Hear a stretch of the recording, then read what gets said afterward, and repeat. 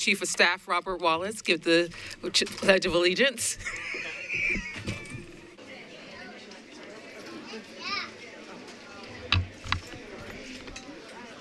I pledge of allegiance to the flag of the United States of America and to the republic for which it stands, one nation, under God, indivisible, with liberty and justice for all.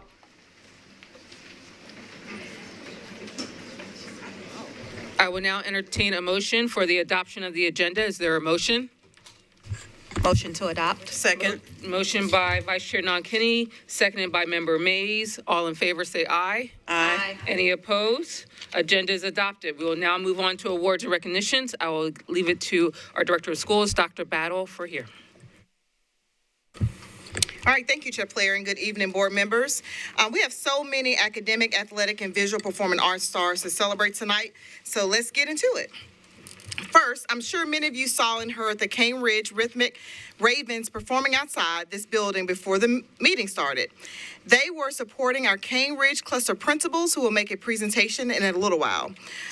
But the Ravens are also one of the groups of amazing students we spotlight in our new dynamic documentary series, Music City High, a celebration of the arts in Nashville Public Schools.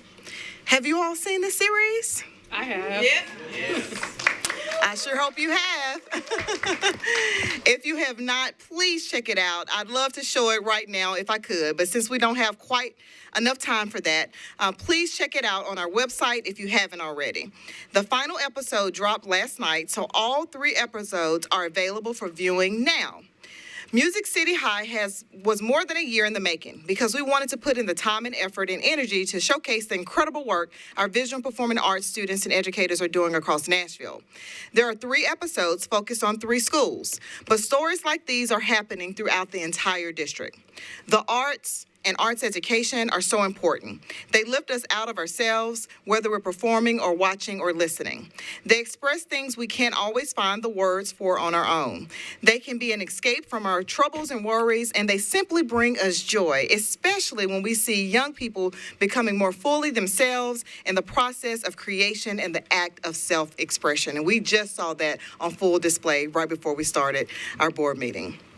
This documentary series captures all of that and more, whether we're watching Warner Arts Magnet elementary students and educators put together a beautiful musical that was written by a music teacher and inspired by the principal's message at the start of the year, a Hume-Fogg academic Magnet High School senior working out where visual arts fits in her journey, or the Cane Ridge Rhythmic Ravens gelling into a cohesive and powerful marching band over the 2 weeks of summer band camp.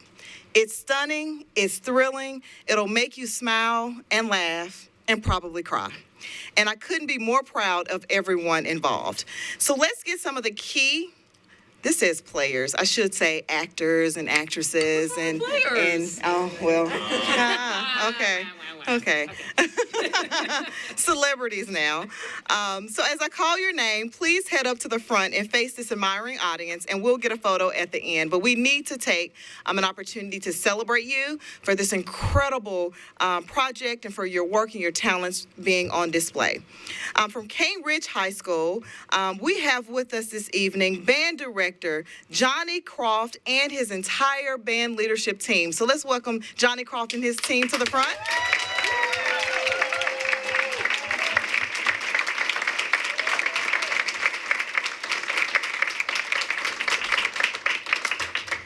Thank you to our incredible band directors and leadership team. Also, Principal Deontay Alexander is with us. If you can come on up.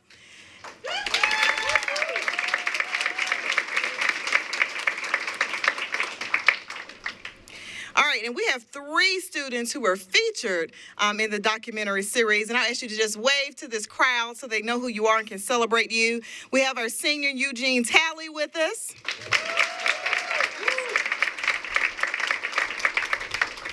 We have senior Alejandra Jerez with us. And also joining us is junior Chris Young.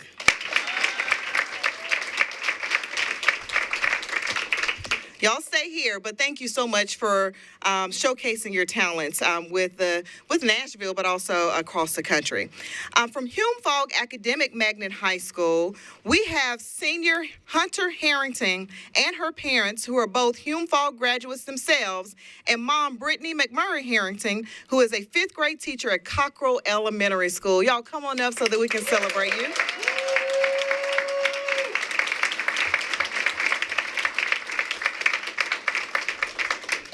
We also have with us this evening, who were featured in episode 2, if you've been following, we have Hume-Fogg visual art teacher Shayna Snyder with us this evening. If you can come on up.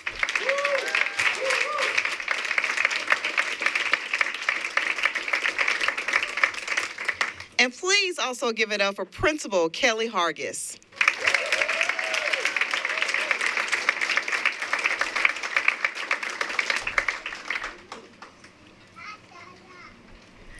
And representing in stardom from episode 3, from Warner Arts Magnet Elementary School, we have music teacher Christopher Blackman.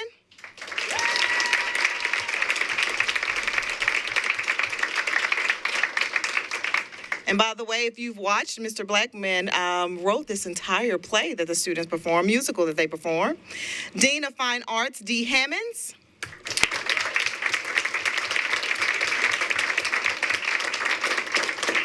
Principal Janelle Brooks.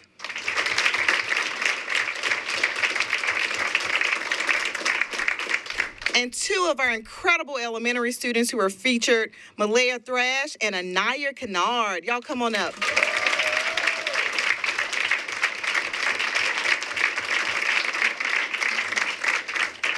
Did you all hear their voices and see their talent on stage? Amazing. Well, while we can't fit them all in the room, there are another 100 or so students from Cane Ridge and Warner who are just as important to these projects. So let's also give them a round of applause too.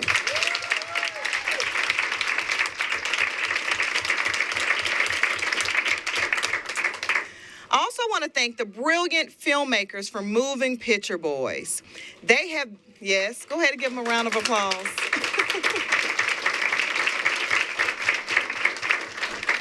They have been with us for several projects now, and they always find a way to tell a beautiful and utterly captivating story. So let's give it up for Sean Clark and Jace Freeman.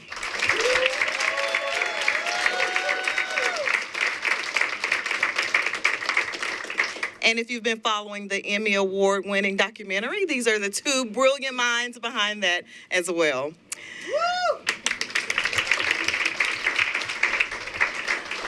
We're also grateful to 2 of our wonderful community partners, the CMA Foundation and Notes for Education, for generously sponsoring this entire project. So let's give it up for CMA and Notes for Education.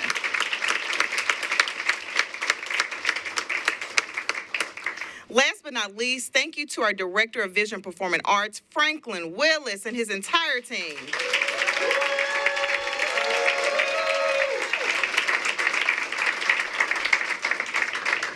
Thank you, Mr. Willis, for spearheading this project and always showing up for our art students, our educators, and our schools. This simply would not have come together like it did without you running point. My heart has been full ever since I saw the first edits of each episode of Music City High. This is quite a group, and I'm so proud of everyone involved. I admire your dedication, your talent, your passion, and I appreciate your willingness to open up your schools and show the world the magic going on inside them. So congratulations to everyone who is represented in this project. If you have not seen this documentary, you better go watch because it's taken off. Again, congratulations, y'all. Let's give them another round of applause, and we'd like to pose for a photo.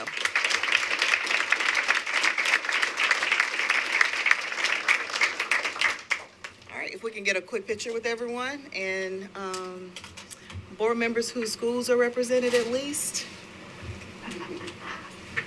Although it represents...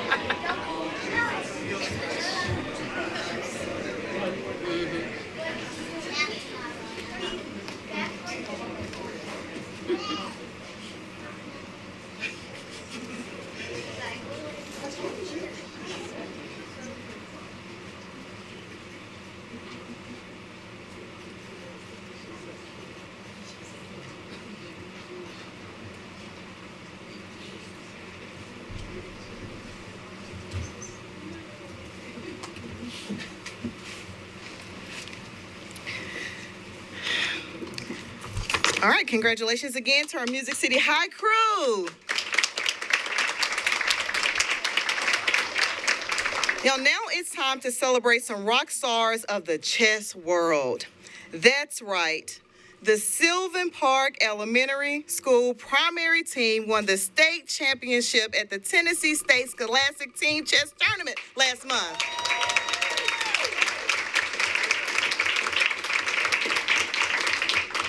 Now, these students spend at least 1 hour a week playing chess together in Sylvan Park's chess club, and they devote even more time to the game away from the school by taking lessons, playing online games, and participating in chess camps and other tournaments.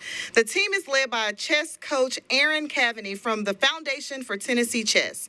So let's give it up for these 4 outstanding third graders and students. And coach, please come on up front when I call your names, and then we'll get a photo of you with your coach and principal gets. Our state champions are Louis Galletti,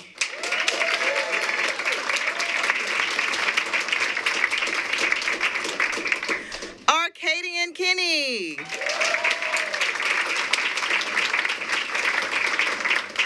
Max Kozamara,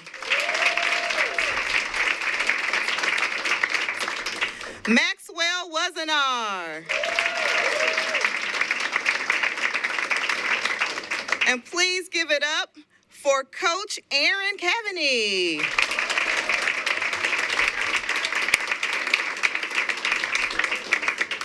All right, and Principal Getz, can we celebrate you? And you can come on up to be acknowledged as well. Now, we are super, super proud of this team. But before we take this picture, I also want to note that Sylvan Park's elementary team also finished in the top 10 at the state tournament as well.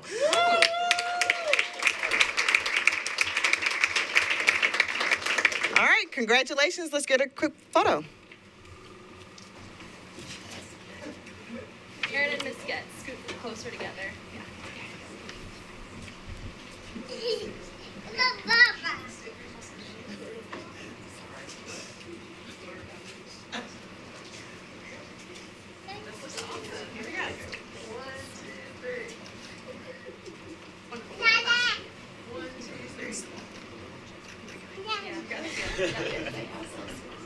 Put your back arms around each other, guys. More snuggly. Show some love. There it is. That's great. Girls, put one foot forward just a little bit. There it is. Yep. That's perfect. I got y'all. That was great.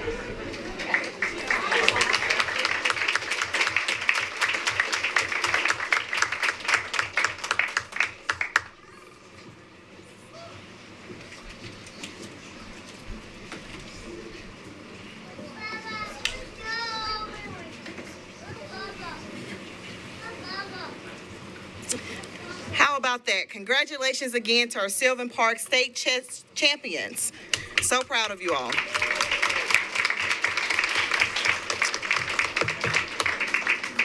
Okay, now it's time for a celebration we all look forward to every year as we honor the best of our graduating seniors from across the district, probably filling up most of this room.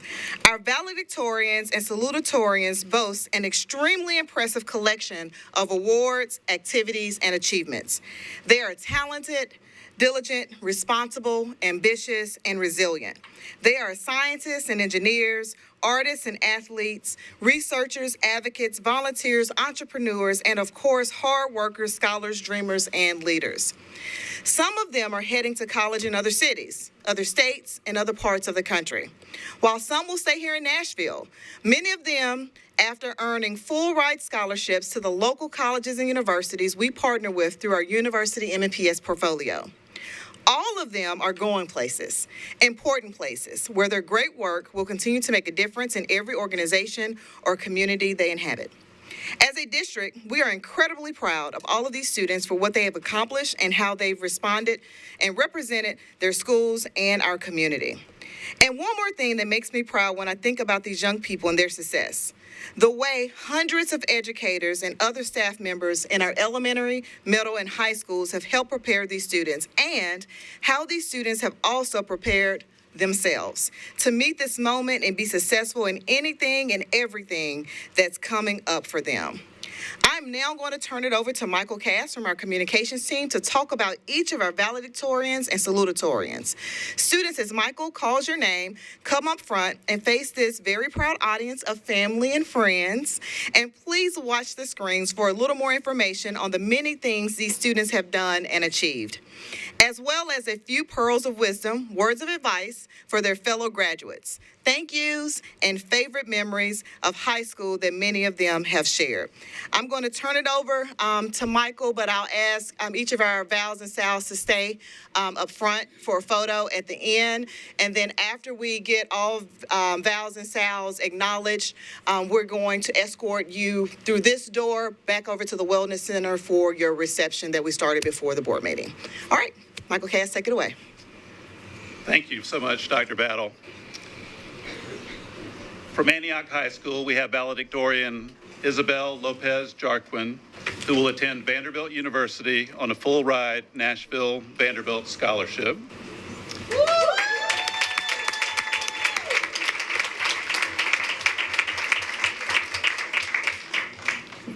And salutatorian Irini Salib, who also is on her way to Vanderbilt on a full-ride Nashville Vanderbilt scholarship.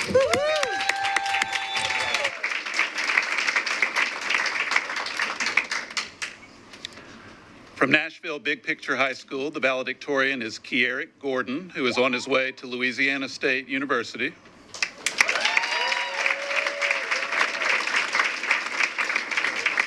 And the salutatorian is Eder Gomez, who will be attending Tribeca Nazarene University.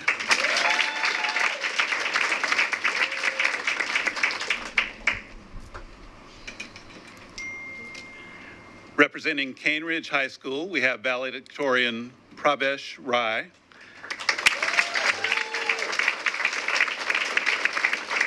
Who is considering Middle Tennessee State University and Tennessee College of Applied Technology. And salutatorian Karar Al-Zuhari, who is on his way to Tennessee State University on a full-ride TSU Trailblazer scholarship.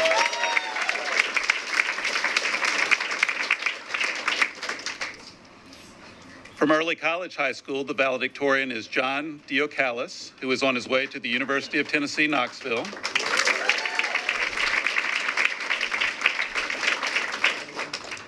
And the salutatorian is William Banks, who will attend Rochester Institute of Technology.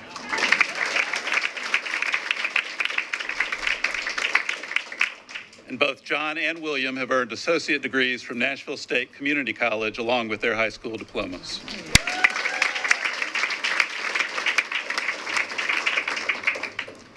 From East Nashville Magnet High School, let's give it up for valedictorian Tyler Pentecost.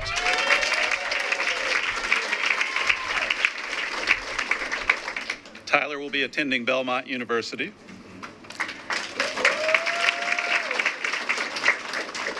And East salutatorian is Kanisha Raybon.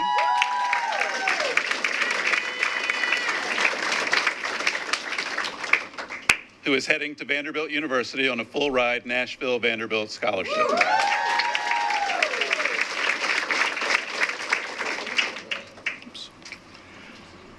From Glencliff High School, we have valedictorian Manuela Lewis, who will be attending Belmont University.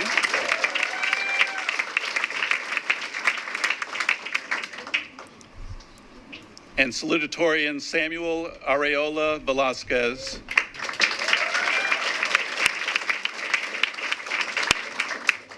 Who will be starting an apprenticeship with the Nashville Electrical Joint Apprenticeship and Training Committee.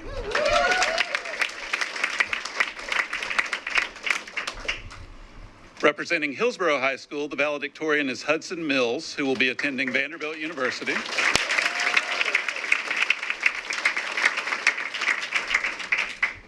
And the salutatorian is Kyle Brandon, who is on his way to the University of Tennessee, Knoxville.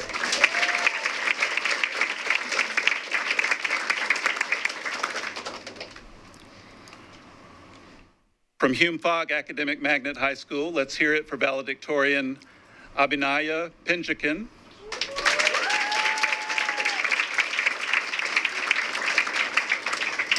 Abinaya will be attending Johns Hopkins University.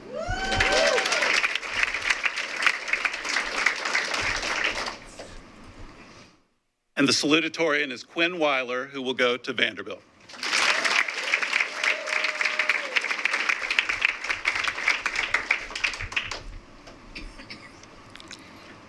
From Hunters Lane High School, the valedictorian is Jesus Guadalupe Gutierrez Hernandez.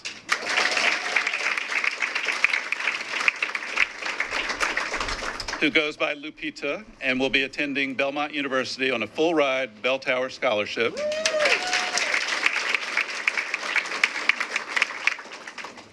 And the salutatorian from Hunters Lane is Denise Balderas, who is on her way to Austin Peay State University.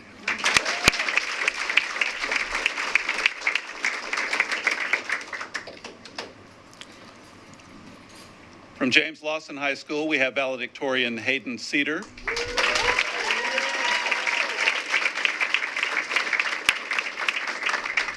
Hayden will be attending Middle Tennessee State University.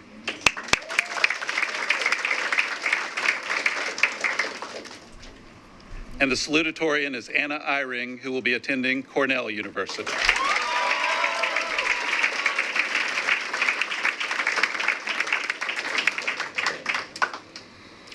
From John Overton High School, we have valedictorian Saeed Negmatulin, who is on his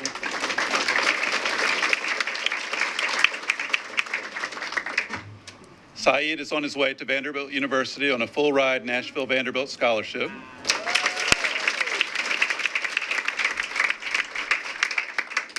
And the salutatorian is Caden McGee, who will be attending Tennessee State University on a full-ride TSU Trailblazers scholarship.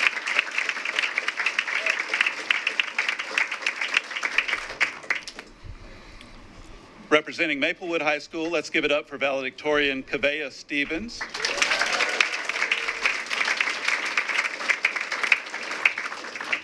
Kavea plans to attend the University of Tennessee, Chattanooga.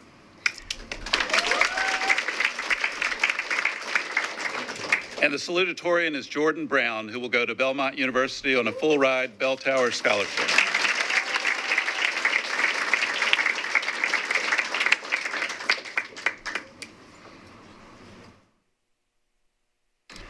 From Martin Luther King Jr. Academic Magnet High School, the valedictorian is Shub Patel.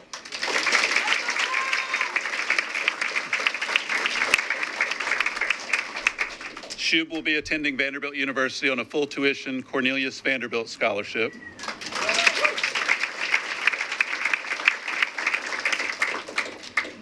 And the salutatorian is Aland Ahmed, who will be attending Princeton University.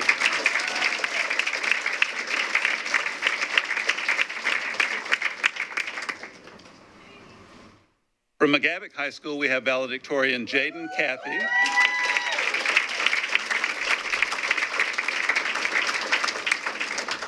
Jaden will be attending North Carolina A&T University. And the salutatorian at McGavock is Giselle Martinez.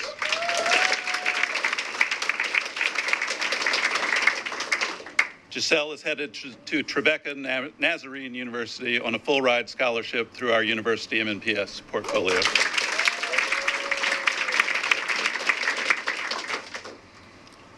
From Nashville School of the Arts, the valedictorian is Stella Horton, who is on her way to Belmont University.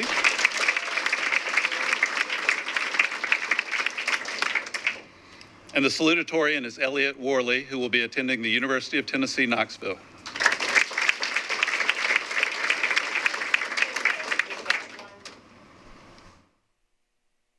From Pearl-Cohn High School, we have valedictorian Cimarron Martin, who will be attending Belmont University.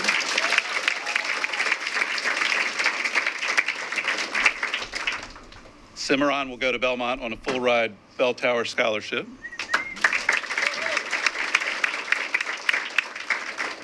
And Pearl-Cohn salutatorian is Tiaja Frazier, who is on her way to Louisiana State University.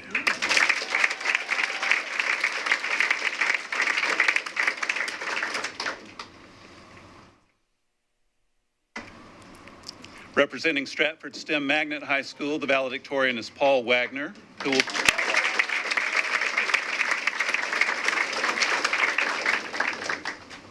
Paul will be attending the University of Tennessee, Knoxville.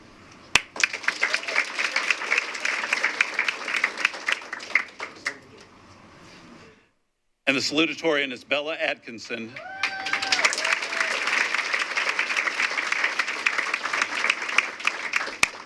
Bella will be attending Tennessee State University on a full-ride TSU Trailblazer scholarship.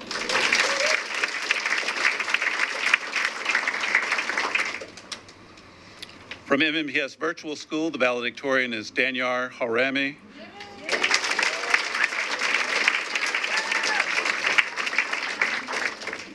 Danyar will be attending Belmont University.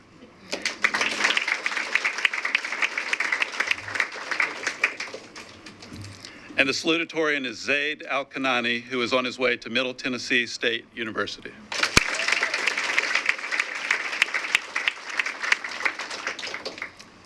And from Whites Creek High School, let's give it up for valedictorian Elizabeth Harris.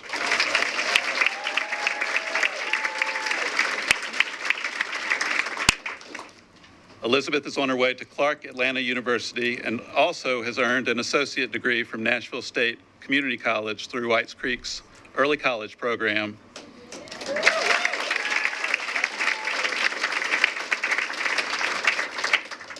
And I'm going to turn it back to Dr. Battle to talk about Whites Creek's salutatorian. And the salutatorian of Whites Creek High School is my nephew, my older brother's son, Ryan Battle.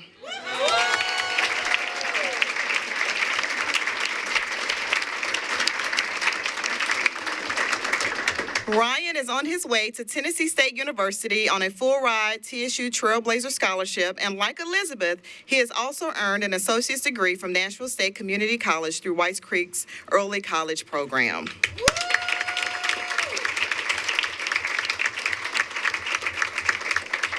And because I have the mic, I'll say, Ryan's parents and the rest of his family and I, Ryan, your TT, are extremely proud of you, just as all the families here tonight are extremely proud of their students' achievements as well. I just got myself uninvited from the graduation party.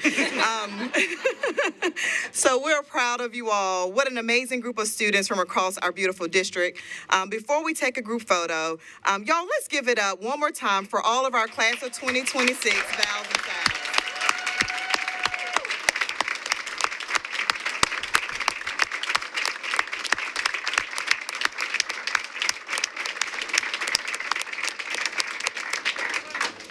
Okay, I think are we going to take two different pictures? Are we going to get one with the students and then with their principals? Okay, so we'll get one with the students and then executive principals, please be prepared to come up as soon as we take the first photo. Yeah.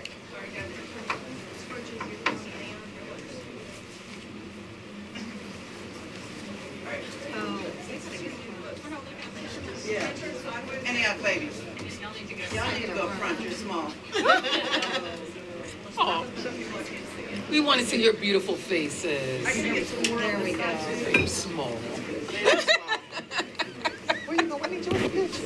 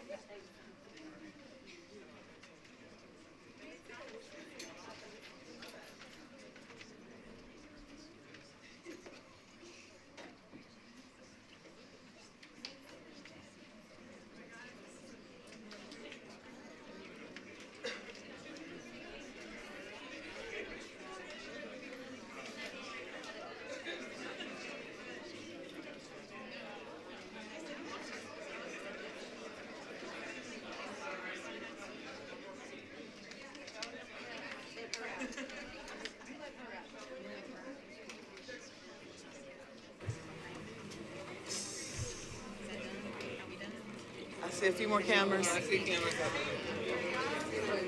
All right, let's give it up again for our valedictorians and salutatorians.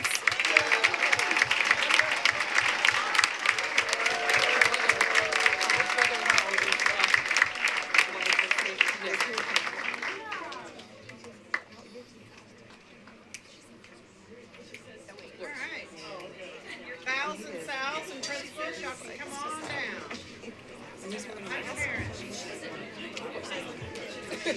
I should have known better before I even. Let's give them a second to transition. You have not, unless you went to, I think their third public outing. They were purchased because like 2 years ago, I was in That's probably cheap. I don't know that I have a particular expertise. I feel like I something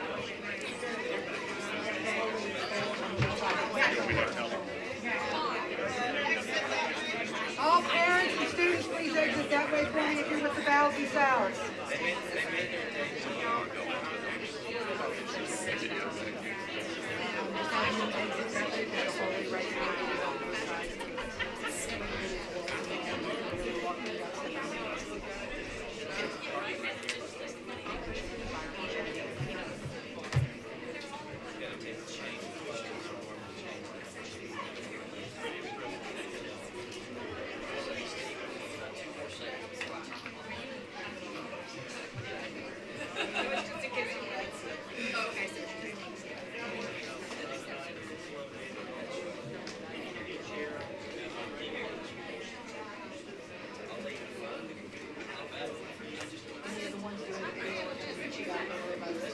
They're not being made.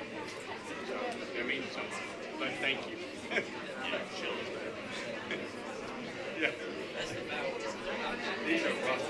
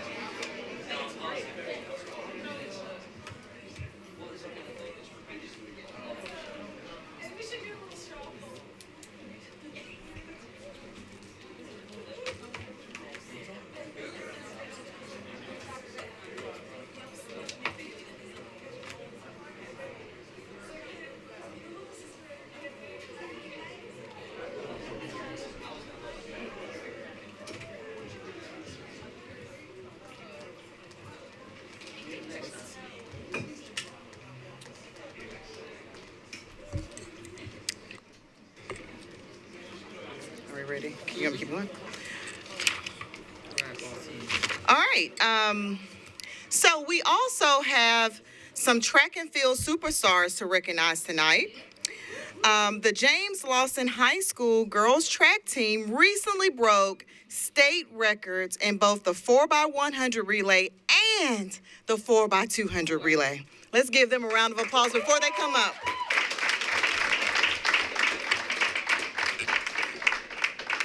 So the 4x100 relay team set the new all-time state record at the Houston Classic in Germantown, Tennessee on April 11th with a blistering state record time of 46.2 seconds.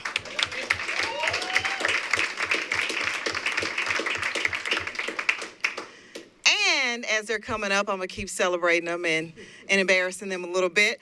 And at the Nashville Track and Field Championships, just a few days later, the 4x200 relay team broke not only the meet record, but also the state record with a time of 1 minute and 36.13 seconds.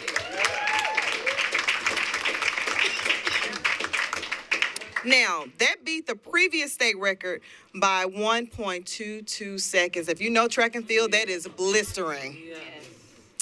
And it was the same 4 very fast student athletes on both relays.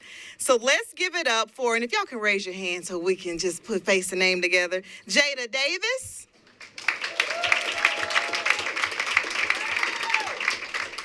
Jasmine Groves,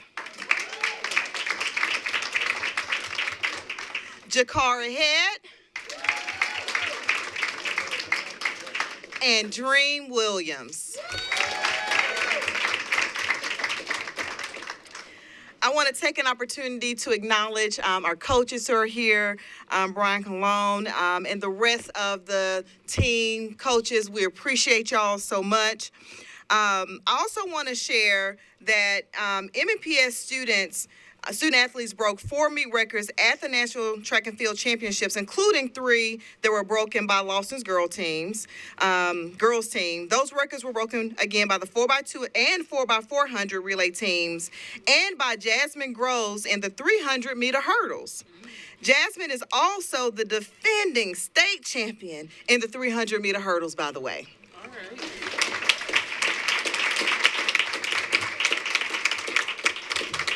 And as many of you will remember, Dream Williams broke the 46-year-old state record in the 400 meters by more than a second as a freshman last year.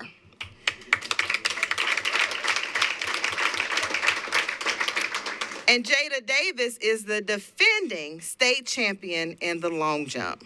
All right. This is an incredibly accomplished team, and they are just getting started. So congratulations to you ladies on a job well done. Thank you, coaches, for all the hours and time and effort you put in. As a previous track and field athlete, I know how hard y'all working and training. I congratulate you and applaud you in every way. We would love to take a photo, but I also want to acknowledge, I know we have some of our boys relay team members here who are blazing fast as well.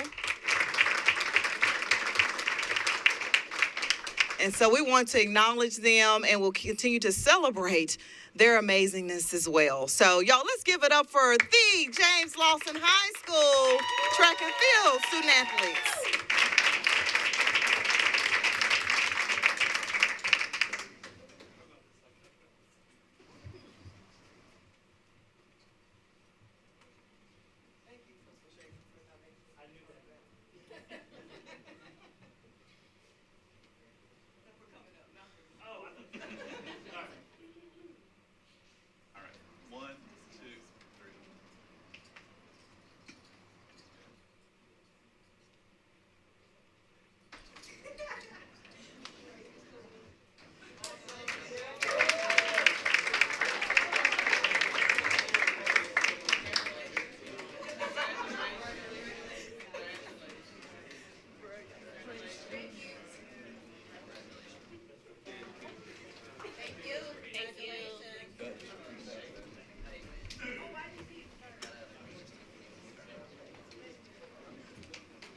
So congratulations again to our record-breaking James Lawson girls relays teams, as well as the boys relays teams and coaches, the staff, families. Kudos to you all. We will continue to watch because they are early on in the track season, so more greatness to come. All right, now we've got one more graduating senior to recognize tonight. It's a bit of a surprise for her, but I hope we are so proud of our senior student board member, Hannah Wynn.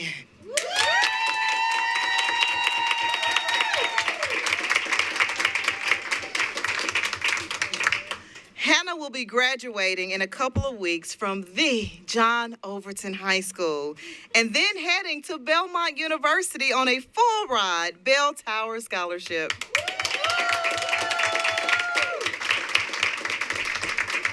Hannah, congratulations, and thank you for everything you've brought to the board table over the past 2 years, your ideas, your energy, and your insights about what students are thinking and feeling. We're so grateful for you. We're going to miss you, and we can't wait to see what you achieve in the years ahead, and we wish you all the best. Congratulations.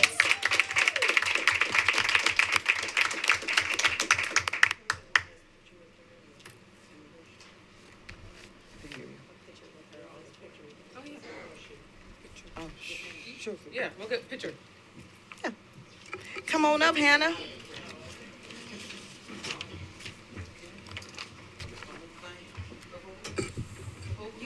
I'm coming. You know, it'll take y'all a minute to get information.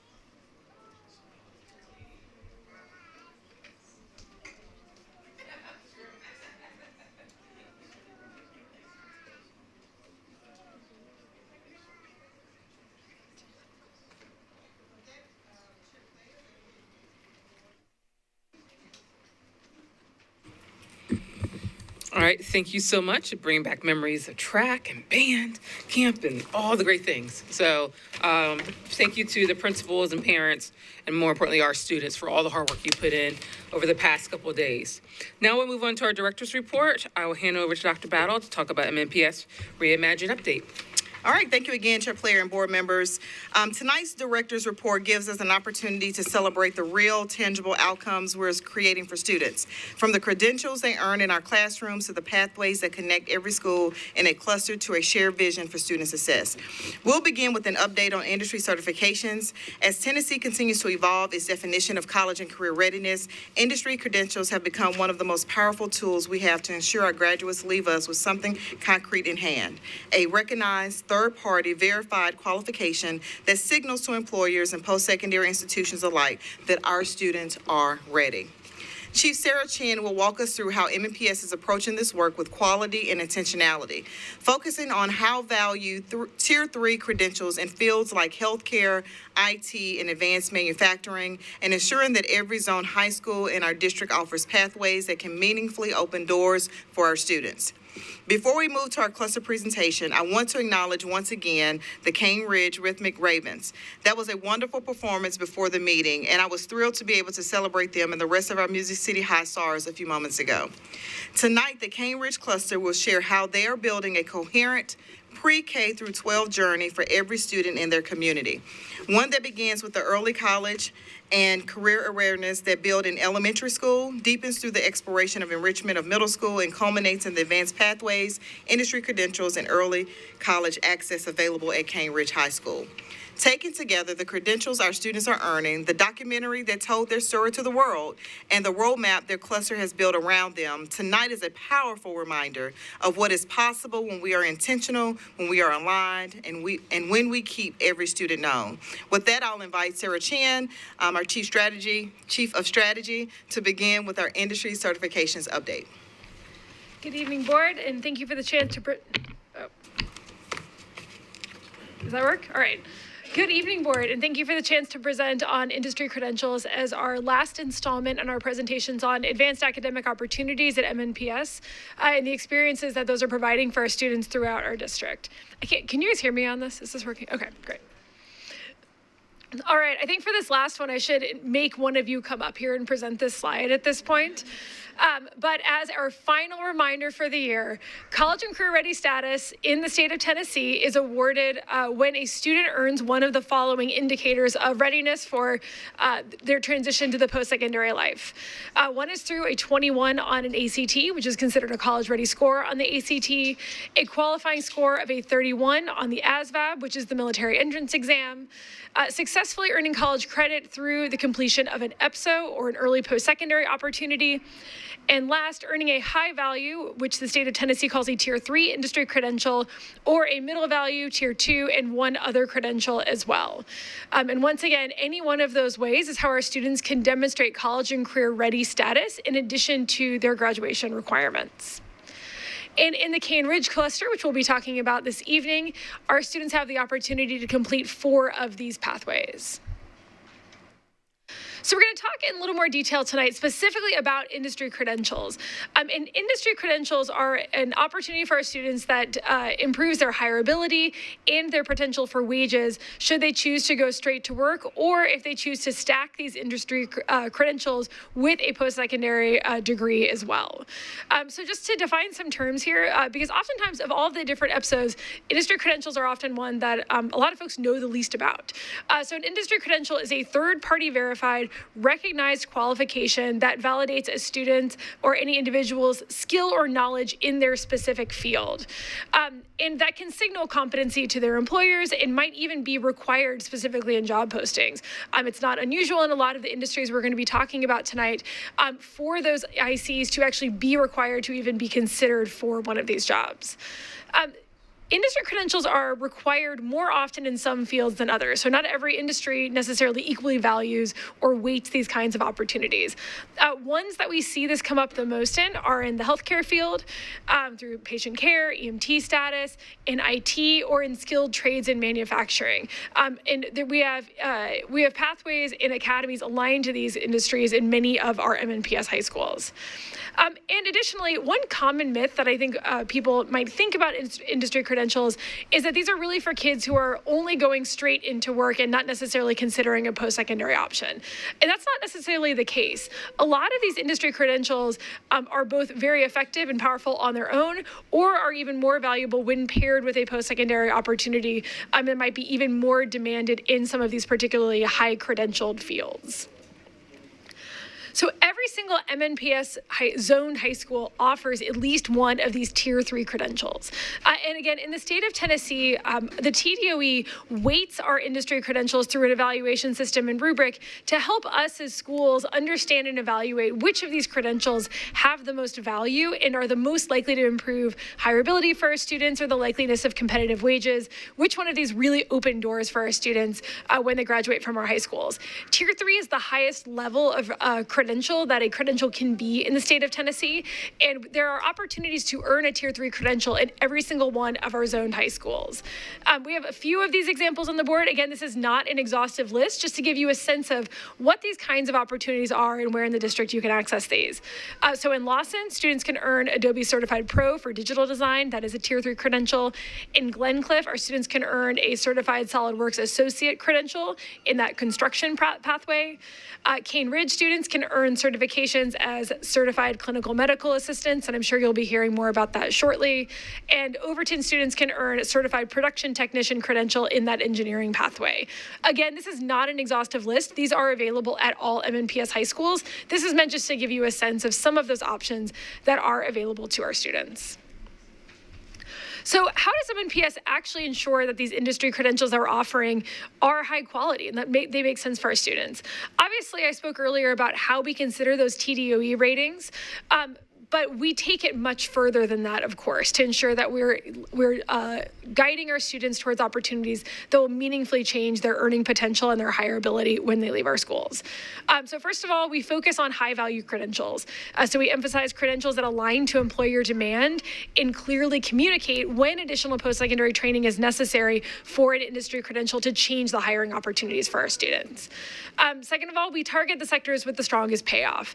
That was obviously something I've spoken about a little bit earlier in this presentation, but not all industries necessarily weight or value credentials the same. So we try to really ensure that we're investing and prioritizing in those highly credentialed sectors, such as healthcare, IT, and advanced manufacturing. Third of all, like everything at MNPS, we do invest with our outcomes in mind. So ensuring that we are tracking where our dollars as districts go, and making sure that they are truly changing opportunities for our students. Because like every other EPSO at MNPS, our students do not incur any of the costs of participating in these programs. So if a student at one of our zoned high schools is participating in an industry credential, they don't pay for that exam, they don't pay for the preparation process, any of that. That is entirely covered by MNPS, just like every every other EPSO opportunity that we offer in the district. And last of all, of course, we align our industry credential offerings with those TDOE guidance, not just because it is good for our accountability system, because those Tier 3 credentials are highly valued through the CCR metrics, but also because we know that those credentials are the ones that truly change the earning potentials for our students and the chance that these credentials turn into high-wage, high-skill jobs. Last of all, our MNPS students can earn these credentials in their normal career and technical education courses, which again are offered at all zoned high schools. So what do these courses actually look like? Our students take these standardized exams through a third-party verified agency. So that can be developed by a national certification body, some kind of professional association, or another vendor that builds and develops these certifications that students can take at their schools. Our students then prepare for that coursework in the course of their normal CTE classes. So through aligned coursework, hands-on practice, and then exam preparation that we give our students access to in their CTE classes, that's how students get ready to ensure they're well set up to pass these exams. And again, most of these industry credentials that we're offering are paired with those existing career and technical education or CTE courses in our schools, which means that our students have plenty of time to prepare. And for many of these, we do see extremely high pass rates because it is naturally integrated with the course time that we make available to our students.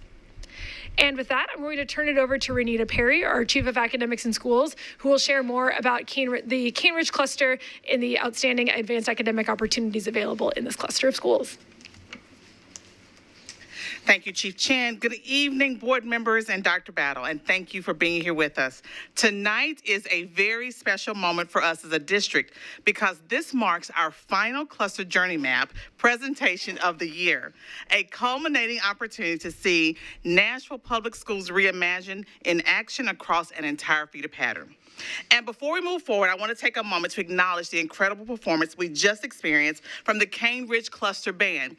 Not only were they high school students, but they were middle school students from both Antioch Middle School and Thurgood Marshall Schools. What made that moment so powerful is that it represents not just one school, but the strength of the entire pathway. Students from both middle and high schools coming together, demonstrating talent, discipline, and the very outcomes we strive to cultivate across the cluster. What you're about to experience is more than just a collection of schools. It is a coherent, aligned journey from a child's first day pre-K in kindergarten to the moment they walk across this graduation stage at Cambridge High School and also Nashville State Community College, designed to engage, enrich, and equip every learner for lifelong success. At this time, it is my honor to introduce the leaders who bring this journey to life each and every day, our principals, who will share the story of the Cambridge cluster and the impact on our students.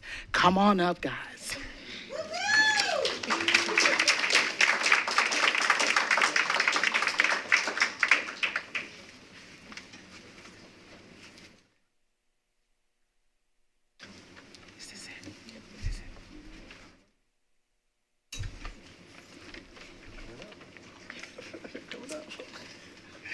Good evening, everyone.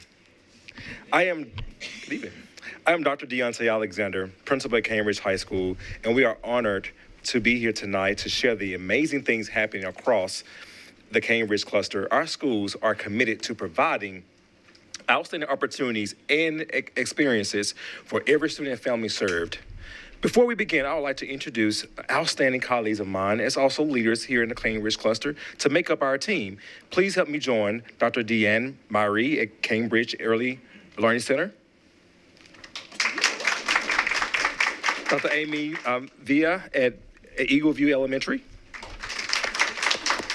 Dr. Christopher Plummer at Cambridge Elementary.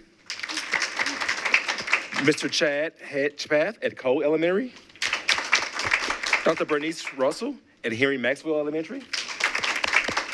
Dr. Camila Matthews at AZ Kelly Elementary. Dr. Tanya Williams at Antioch Middle School. And Mr. Joseph Giles at Thurgood Marshall Middle School.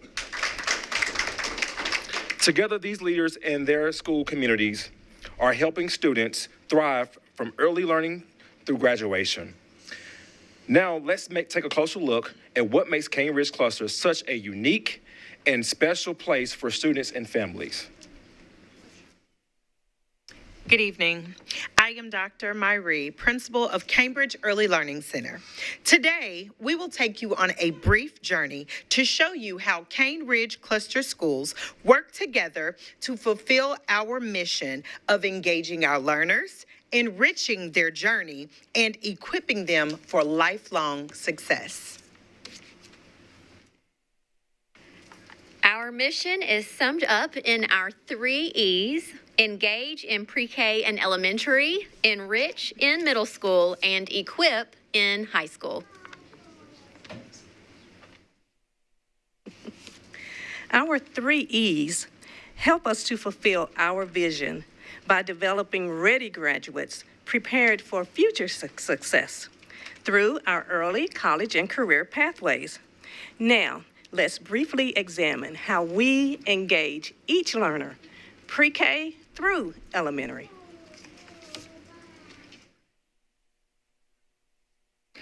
In the elementary tier, we engage students becoming early college and career ready by building strong foundation for lifelong learning that promotes inquiry in early college and career awareness.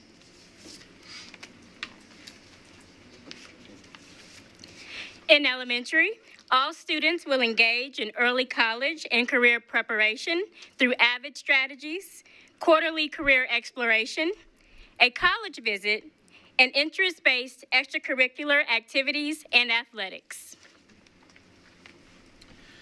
Students in 5th grade participate in a college visit and junior achievement, helping them to begin thinking about their future goals and career pathways. All students also have opportunity to showcase their creativity outside the classroom through extracurricular activities such as dance, cheer teams, club sports, choir, musicals, and band. In addition, elementary students participate in middle school visits, and our dance and cheer teams perform alongside middle school students at basketball games, helping build excitement and strengthen the connection as students transition from elementary to middle school. Now, let's review how we enrich our students' early college and career journey in middle school.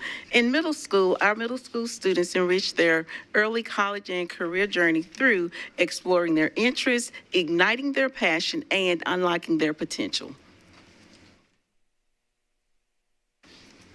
In middle school, our students can earn up to 3 high school credits before entering 9th grade, participate in college visits, take the pre-ACT, and engage in AVID college and career exploration to help connect their interests to their future goals. Through hands-on arts courses and electives such as culinary arts, music production, pep band, drama, dance, students explore their interests while building real-world skills. Middle school helps students see clear connection between what they learn today and their future opportunities. Now let's hear from Dr. Alexander as he shares how Cane Ridge High School equips our students. In high school, we equip students with real credentials, experiences, and opportunities. Through career-based academies in law, arts and communication, health management, and architecture and construction, students gain early college access with exploring high-demand career fields. Students can take advanced placement and dual enrollment courses, earn industry certifications, pursue scholarships through University MNPS, and even graduate with an associate degree from Nashville State Community College, making them not just college and career ready, but making them college and career experienced. But don't just take my word for it. Let's hear from the people who know it best, our students. My name is Rashad Slaughter. I went to Cane Ridge Elementary School, then Antioch Middle School, and I'm a senior at Cane Ridge High School. At Cane Ridge High School, we equip students with real credentials, real experiences, and real opportunities. Students can take dual enrollment courses, earn college credits, and in some cases, graduate with an associate's degree while still in high school. Our career academies provide hands-on experiences in high-demand career fields, allowing students to explore professions while gaining practical skills. By graduation, Cane Ridge students are not just college and career ready, they are college and career experienced. My name is Sanan Hussein, and I am a senior at Cane Ridge High School. I went to A.Z. Kelly Elementary and Thurgood Marshall Middle School. In our middle school cluster, we provided integrated math and in high school Spanish credit class, visited Cane Ridge 2 times for a school and academy tour, and had bi-weekly club meetings during the usual instruction time to help motivate expression. Hi, my name is Jaden Mercado. I'm a junior at Cane Ridge High School, and I attended Antioch Middle and Cole Elementary School. At Cole, Ms. Fram was my favorite teacher. I remember countless times doing this lifesaver activity where she would, at the end of the day, sit down and draw notes from a bucket. She would announce who was a lifesaver for that day. Ms. Fram taught me a lot. In our elementary school's cluster, we engage to build a strong foundation for lifelong learning. We focus on academic connections, partner connections, and positive school support connections. At Metro Nashville Public Schools, we engage, we enrich, and we equip.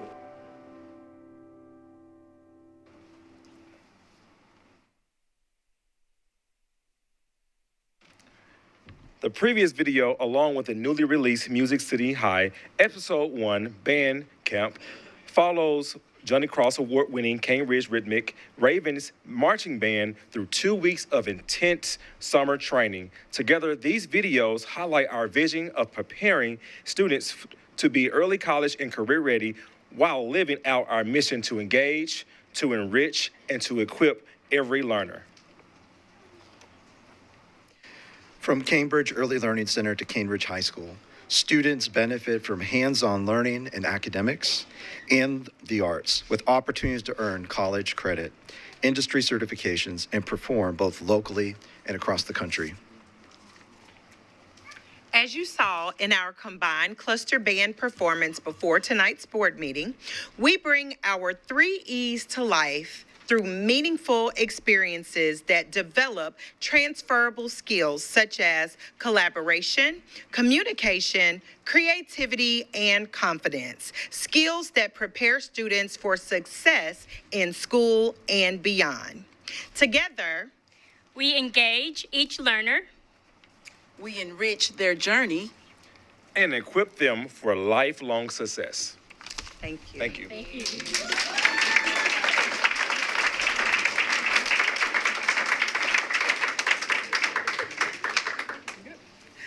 Thank you to our principals for that powerful presentation and for bringing the Cane Ridge Cluster journey to life. What we see across this cluster is exactly what we strive for in Nashville Public Schools: coherence, alignment, and a deep commitment to ensuring every student is known, supported, and prepared for college and career.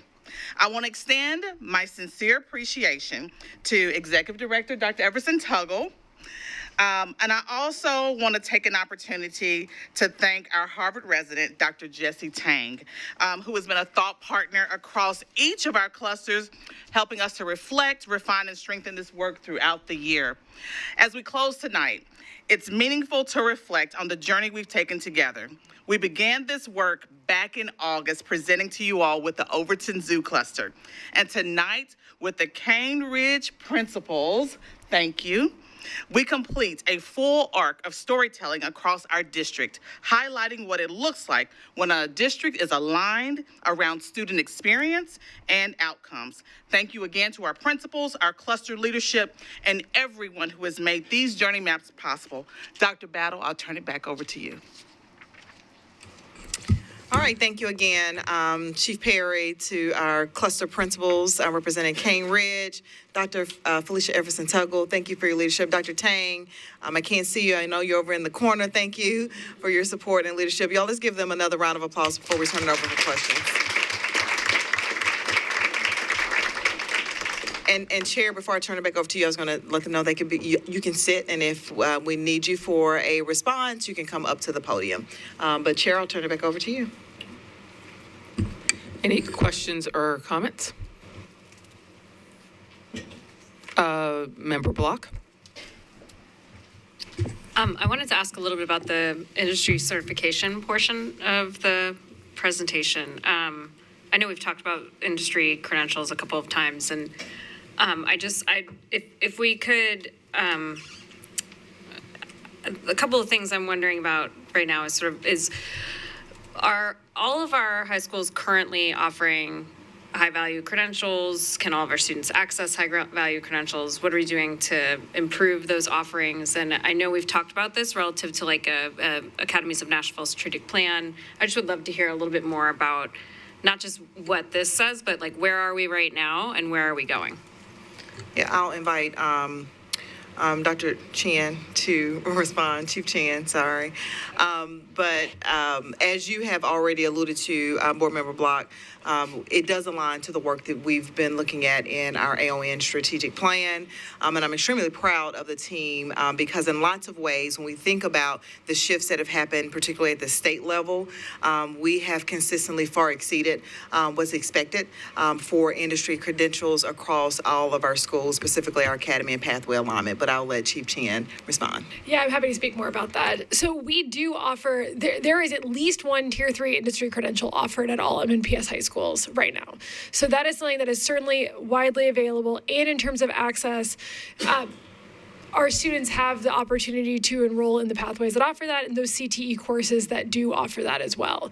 Where we are going next, as you all have heard many times about the Academies of Nashville strategic plan, is really making sure that because we have those great opportunities that are available in schools, that's where we are guiding students in schools towards across the board.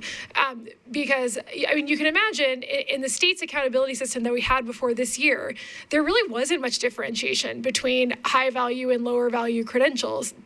So this has really given us a great opportunity that fits perfectly alongside the Academies of Nashville strategic plan to make sure we are saying, regardless of what the state does, because the state might change their accountability system next year, that you're following or whatever, that's the reality of the world that we're in, we are going to say the purpose of industry credentials is to change higher ability and wages, and that is the pathway we are driving our students towards. So that gives you sort of a sense of both where we are now and where we are continuing to drive towards in this work, because we know that that is the purpose of industry credentials and where our students need to be spending their time and energy. And I'll also just add, we do this in partnership with our industry partners. And so we're getting real-time feedback from those in industry around those Tier 3 and high-level industry credentials. One of the things that, as we've done the cluster pathway presentations and we look at what's available, first of all, it's really been fascinating to learn what all is available in each particular cluster. And then as I think about all of this going forward in the like, know where you are, but don't stay there mantra, I'd love to see all of this again in like a year or two when we're at the point where we can sort of also say, and when we came to present you, I remember when we had, I think it was Hunter's Lane, and we talked about the like number of students that were getting International Baccalaureate certificate programs, and at Hillsboro, it's the International Baccalaureate Diploma Program that we're emphasizing, and you all are doing some work around dual enrollment, and like, so in each of these places we have different things that we're trying to emphasize, plus we have the industry credential work. I'd love to see this where in like 2 years we come back and we're saying, here's what we talked about laying out in terms of the pathways in each of these clusters, and here's where we are, where we were then and where we are now in terms of the things that we value for students in given their achievement and what we're going for, if that makes sense. Yeah, absolutely. And I think this is a perfect time to just acknowledge that Nashville Public Schools is actually leading the country in this work. And so a lot of districts across the country are coming here to study what we're doing with regards to access. And, you know, there's one thing to have access, but we also want students to be successful, right? So we're also tracking the success rates of our students as they're embarking upon their industry certification. So not just, again, I have to say, not just here in the country, but internationally.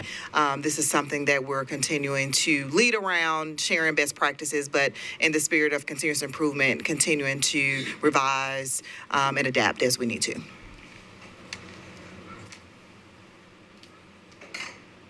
Okay. Dr. Nabalan-Kinney. Thank you. As a follow-up to this, and when we think about industry credentials and those opportunities that we are offering, I think oftentimes the general public gets confused about what industry certifications are in comparison to trade programs, which is often what they hear it as. Can you talk a little bit about that connection between what trade programs are and industry certifications and how they connect. Yeah, so a little bit different. I think we'll take kind of two angles. I think what is commonly misaligned in that conversation is CTE and what's the term I'm looking for? What was the old vocational. Thank you, vocational. And so let's talk a little bit about that first and kind of where the CTE pathways lead in alignment to or not to vocational. Yeah, I'm going to try to make sure I don't give you way more information than you need because I do spend literally all day, every day thinking about this topic. So when you think about career and technical education is a very deliberate rebrand because the goal of those activities is that we are not just tracking some students towards career and some students towards college, but ensuring that we are integrating both post-secondary pathways and also readiness for the military in all of the pathways that we offer at MNPS. So I spoke a little bit, industry credentials basically represent any sort of third-party credential that some of which you can earn in high school, some of which you can't, some of which in order to be valuable have to be stacked with a post-secondary degree, some of which do not. So that runs like sort of the entire gamut of everything from like a automotive or light repair certification that you might be able to earn in high school to something that you can stack with a nursing degree to be able to do, resuscitation work in a hospital context and everything in between. That at MNPS, when we offer those industry credentials, we are deliberately picking ones that you can get while you're still in high school and ones that you could use and would add value regardless of whether or not you earn a post-secondary degree. That is then totally different from a whole other set of work that we have at MNPS where you can participate in like a TCAT dual diploma program, where we also offer at many of our schools dual enrollment options to move towards those trade pathways if you choose to continue on to TCAT. So I guess it's like there is some alignment between these opportunities, but not necessarily all of the time. And they fit along a full continuum of opportunities that our students can access in high school, and then we deliberately support them to access after high school that gets them ready for whatever field of work it is that compels our students. And I didn't even talk about apprenticeships. That's a whole other thing. I think one point of difference is vocational is typically tied to what was experienced in the comprehensive high school space, where CTE is for us more represented in the academy space, meaning that there's integration amongst the aspirations and aptitude of the student as opposed to, as Chief Chen alluded to, a siloed approach to students' pathway, also promoting that in that scenario, the lack of promotion around college and career. And that is our ultimate goal with our Academies of Nashville work. So let me just clarify it and try to help me out here. When we think about automotive and students getting a certification in automotive, but preparing them in case they want to go into an engineering program, is that kind of the idea that we're looking at here, preparing them for the workforce, but should they want to go into further study around engineering and automotive or auto mechanics, they can do so. Yep, that is absolutely our commitment as a district. Our goal is to create the conditions where every student does not have to choose. Where we are going as a district and why we're doing this Academies of Nashville strategic plan is to make sure that every dimension of the high school experience is aligned towards that. So how outside is like, one of the things that we're really committed to in the Academies of Nashville model is it's not CTE over here and then all of your core content over here. So ensuring that our course sequencing beyond the CTE courses also makes sense for college readiness. Those are the kinds of, making sure that we embed ACT preparation programs and ACT coursework and boot camps in every single one of our academies. Those are two examples of many, many dimensions of how we ensure that all of those opportunities are embedded in every single academy. Thank you. Member Taylor? Good evening. My question is around college and career counseling. And so let's say I'm a high school student and I'm not quite sure what I want to do when I graduate from high school. I think we've all kind of been there. And what does it look like for me as a student to go through the counseling session when we have all of these different options? So one of the things that we did this year was we actually moved counseling and our advanced academics programming all into one house at MNPS, because something that we're really committed to at the Support Hub is ensuring that we are signaling these are tightly aligned activities. The advanced academics teams, which drives the academies of Nashville, our advanced academics, CTE courses, all of that creates the what behind all of these experiences. And then the counseling program has to be operating in lockstep with them, because that's the how for how you deliver all of this. The core activities that we do at MNPS in order to make sure what you're describing happens is moving towards transition plans. So ensuring that every single one of our students, when they go from 8th grade into 9th grade and then through their 9th through 13 grade experience, are building and developing transition plans that track with their post-secondary goals and making sure they're checking off those experiences they need to have in order to get there. One of the problems when you guys ask me these questions is I just could talk forever about these things because I'm very passionate about it. But that is sort of that idea of the transition plan that undergirds everything that happens in those counseling conversations. Beyond that, it's the job of the counselor to work alongside the academy team to ensure that they're bringing the full set of content knowledge that's necessary to know what does it take for a student to be ready for that particular industry.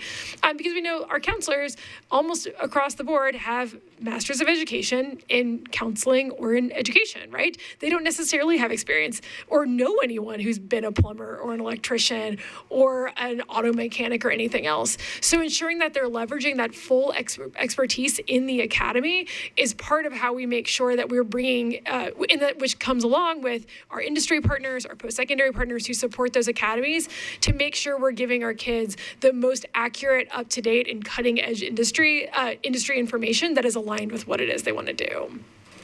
Well, and I think that's the power of the academies, right? And you heard this from Principal Alexander. You've also heard the connective tissue from elementary to middle to high, because what we intentionally do is customize experiences for students to start to explore. But as Chief Chin mentioned, those transition plans help us continue momentum as students matriculate throughout their cluster experience. And there's lots of transferable skills that are related to this. And if you reflect back to our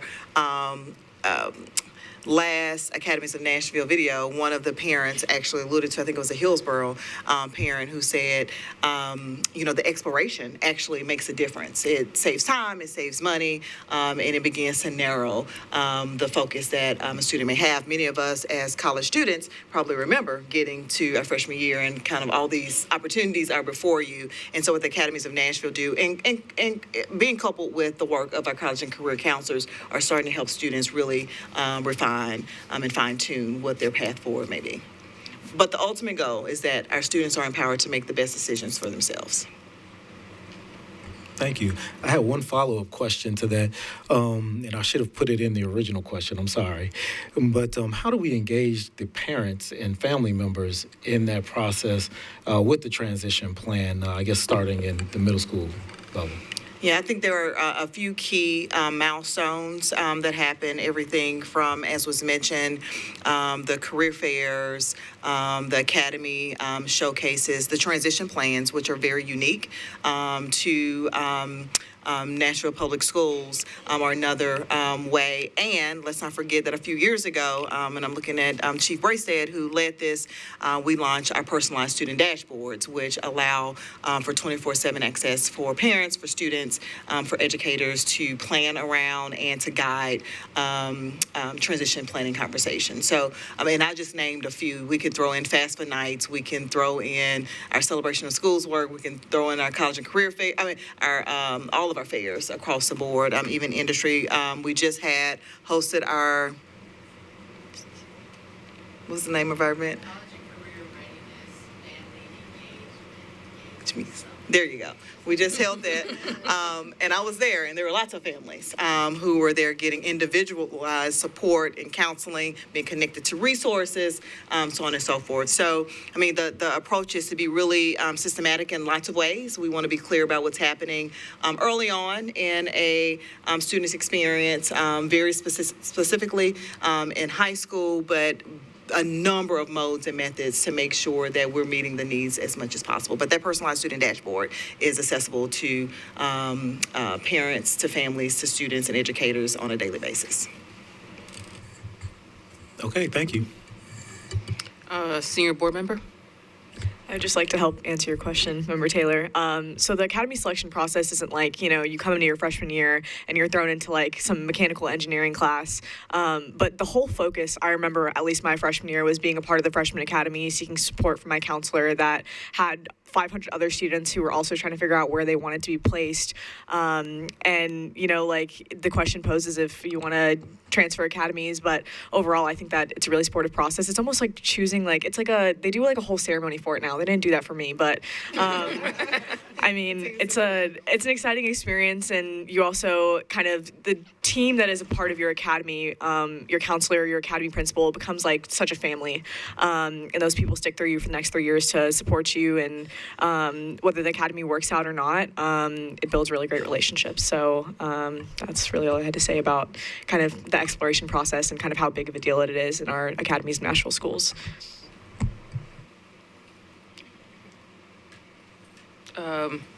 Member Fain? I have a follow-up question to that. So let's say you choose one academy and then as you're going through that process, it doesn't work out. How easy is it for you to transition to another academy? Because I know from a college standpoint, right, if you change majors, that usually prolongs your years. You don't have that option in high school. So what happens when you change your academies or decide this doesn't work for me and I want to take other classes or focus on another academy?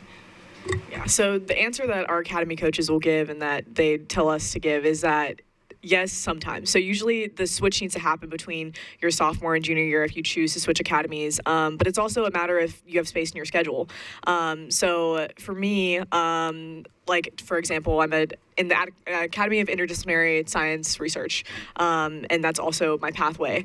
But if I wanted to take a class within a different pathway, I could still take that class without being a part of that pathway. But it also depends on the class, like we just discussed, industry certifications and different EPSOs, and that class might not be available or have enough space if that class is maybe a medical assistant class, or you might have to be a pathway student to take that class. But the transition can happen, but it entirely depends on the student, how much space they have in their schedule. But if you want to make a switch, it's encouraged to happen between your sophomore and junior year. So you select at the second semester of your freshman year, and then you take those courses your sophomore, junior, and senior year. Member Mays?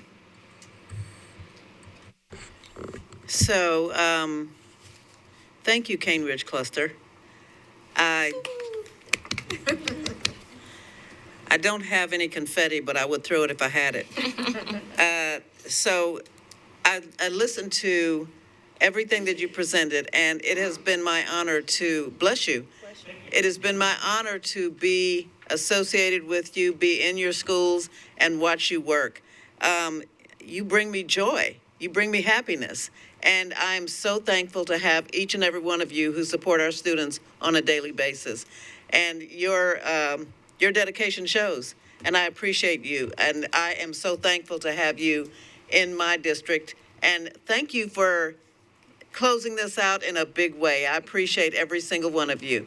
Thank you so much. That's all I wanted to say to you. So thank you, thank you, thank you.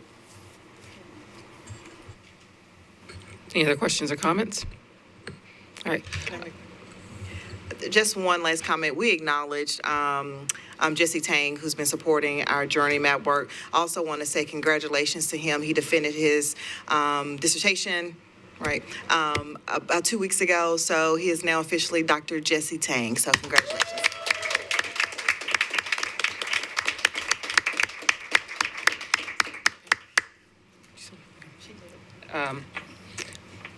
Thank you to Cane Ridge Cluster for coming up and finishing this lovely journey that we have taken.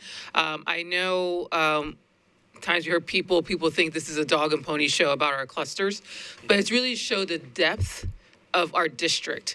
It's one of the things that when we talk about how many schools that we have to govern over, and we say 130 plus schools, This is the depth of that. And so when we do that, we want to show what does our district provide? What are the specialties of each cluster, the unique characters of each clusters, and present it to not only to us as a board, but also to the community to really understand all the great things that MNPS does. Because a lot of times, oh, I didn't know MNPS does that. Oh, I didn't know you guys do that. And this is the answer to that. So people, when they come visit your schools and see you in leadership in the community, they understand the depth and the breadth and more importantly, the talent within the students, but more importantly, the leadership that we have. So I thank you for being here. Thank you for having your band perform for us in the afternoon. That was a very lovely, energetic way to do that and bring us a good energy for the school board member. And I know it's late, so it's a school night, so you are dismissed. I'm tired too. Board members, you're not dismissed. Yeah. But you guys are. So thank you for being here. Kids. All right, now we'll move on to public participation. People who have will appear in front of the board. They have registered beforehand. You have 2 minutes. There is a lovely clock up there that will provide the 2-minute countdown along with the lights. That'll give you warning signs of that. So we will go ahead and get started. We will start with Burris Cox.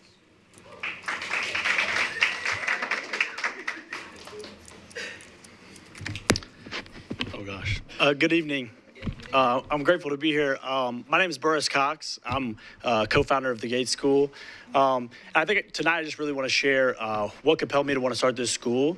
I'm a native Nashvilleian. I've been a career teacher here in Nashville. And I've had a front row seat to the excellence that exists inside of our classrooms every day. The number one thing that I've learned from being a teacher is the excellence that exists inside of all students. And seeing this on a day-to-day basis, over 70% of my students every year have mastered the TCAP, 40% higher than the district average. And I feel like I've had a unique lens into this excellence. And so, this journey started for me 5 years ago every year after teaching, I was asked, do you want to become an administrator? And for me, the answer was always no, for 2 reasons. Number 1 is because I love teaching, and number 2 is because I believe that is the work. And so this journey started with me trying to answer the question of why are our schools structured this way, and is there a better way? And for me, I feel like the answer is the Gates School, that there is a way for teachers to lead and to lead with purpose and power. And so at the Gates School, 3 things will be true every day. Every leader will teach, and every great teacher will lead. We will use the Hartness method to ensure all learning is truly student-led. We will use technology and AI purposefully to accelerate and enhance student learning. I believe deeply in the Gates School and what we're creating, and I thank MNPS for their thoughtful review of our application, and I urge you to approve and say yes to the Gates School tonight. Thank you for your time.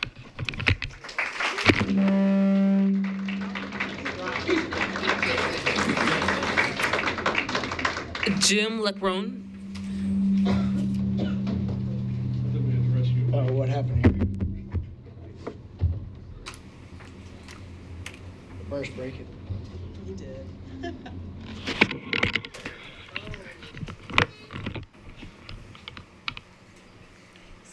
All right. My name is Jim Leckrone. I appreciate you guys giving me just a couple minutes to talk about what brought me to the Gates School, and can you hear me?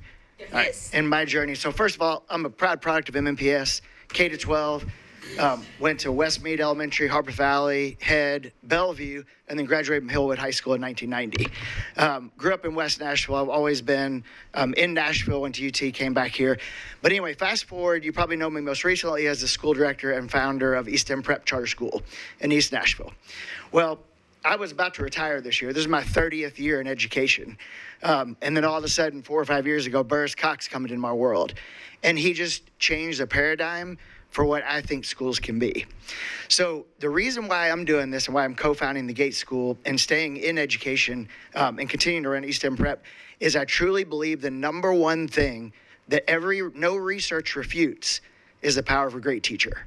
We can do everything we want in education, but the bottom line is the research says the great teacher never fails in getting student outcomes. And so I've always tried to figure out how do we continue to sustainably raise student outcomes for kids. And at the end of the day, it is the great teachers. It's the teachers that the TNTP study calls the irreplaceables. The teachers in every school that every parent wants, every parent requests, every kid loves, and those are the people that make education go around. So our proposal at the Gates School is that we build a school around the great teaching and great teachers. So every leader continues to teach. Every great teacher also has influence in those decisions, in decision making. Because what happens is we take great teachers out of the classroom. Well, they end up being the decision makers, but they're not back in the classroom doing wonderful things with kids as they should be. So this school, I truly believe, is innovative. I think if you give us a chance, we're going to be great partners for you guys, just like Easton Prep has been for the last 15 years, and we're going to be able to partner with you to raise student outcomes in Nashville. Thank you for your time. Thank you. Kevin Dyson. Good evening, board members. I am Dr. Kevin Dyson, founder of Music City Academy, a proposed charter school here in Nashville. I stand before you as someone who has lived the power of education, mentorship, and opportunity. Growing up, sports was my passion and my motivation. It taught me discipline, resilience, teamwork, and gave me a sense of direction for my future. Football opened doors in my life, but education gave me the foundation to my success beyond the game. This is why I'm here this evening. This is why I want to start a school that provides high-quality academics using sports as a vehicle to engagement. There's a reason that 95% of Fortune 500 CEOs play competitive sports. It's not just the game, it's what the game teaches us. How to show up when it's hard, how to trust and be accountable to the person next to you, and how to turn setbacks into comebacks. Those same lessons reflect MCA's 3 core plays: team over self, passion of purpose, and wellness for life. And Music City Academy is built on that truth. We start with what is already inspires and drives our students to connect them directly to rigorous academics and purposeful CTE pathways. The confidence built on the field carries into the classroom. The discipline developed through training becomes the same discipline needed to earn credentials, create opportunities, and change life trajectories. This isn't athletics sitting beside academics. This is using athletics, team, and movement as the bridge that leads students into the real game, academic success, career readiness, and real life opportunity. I know what it means when one opportunity changes the trajectory of your life. I have lived it. I've helped create it for others. And tonight, I ask that you approve Music City Academy so we can open doors for more students and give them a new pathway to thrive. Thank you for listening. Thank you. Russell McBride.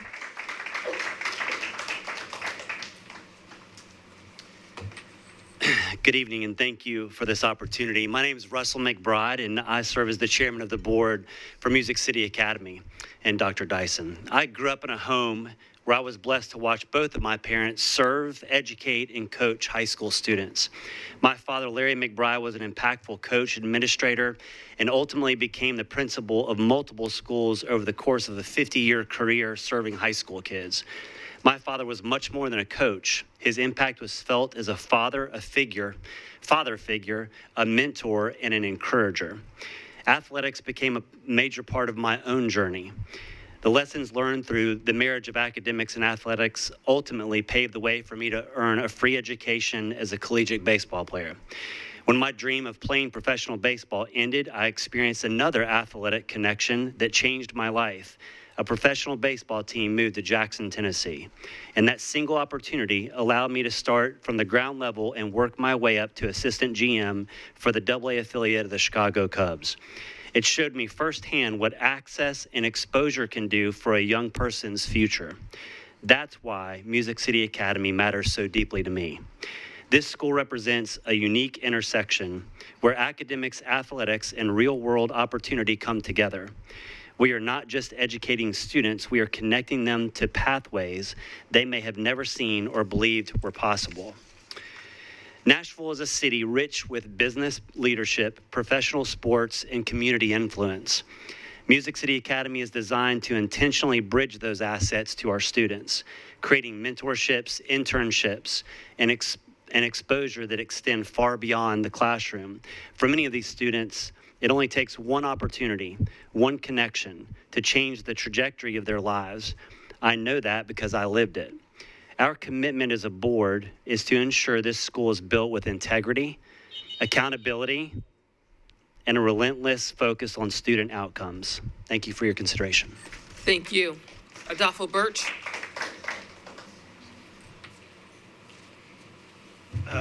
Good evening, board members, Dr. Battle. Listen, I appreciate the opportunity to speak in support of Dr. Dyson and the Music City Academy. I understand time is limited, and I will endeavor not to utilize all of it.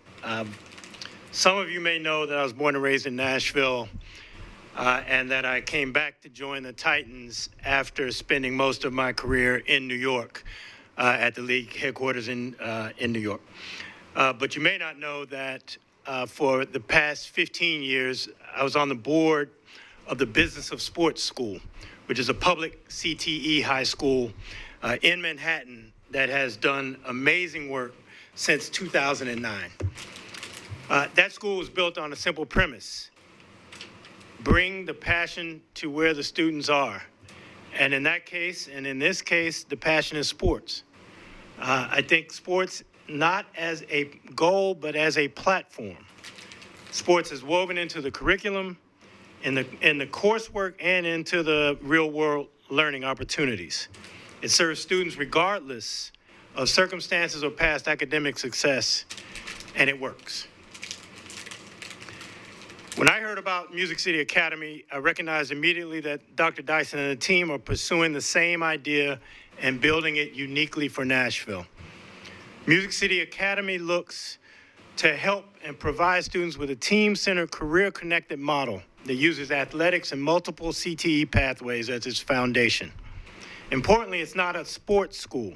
It will be a career and college prep school anchored in sports participation. I urge this board to approve the Music City Academy's application. Nashville deserves this school, and its students are ready for it. Much obliged. Thank you. Demetria Giles. Good evening, members of the board. My name is Demetria Giles, and I'm here to share my strong support for the Gates School. I am the Director of Curriculum for Nashville Teacher Residency, as well as the Gates School board member and a proud MNPS parent. As someone who has spent my career developing teachers, leading schools, and working to improve student outcomes, I have experienced how difficult it is to build a school model that is innovative and sustainable. What I appreciate about the Gates School is that it does both intentionally and thoughtfully. It is not innovation for innovation's sake. The Gates School's design is rooted in what we know works. The teaching firm model, which is embedded within the Gates School, fundamentally rethinks how we support students as well as the educators in the building.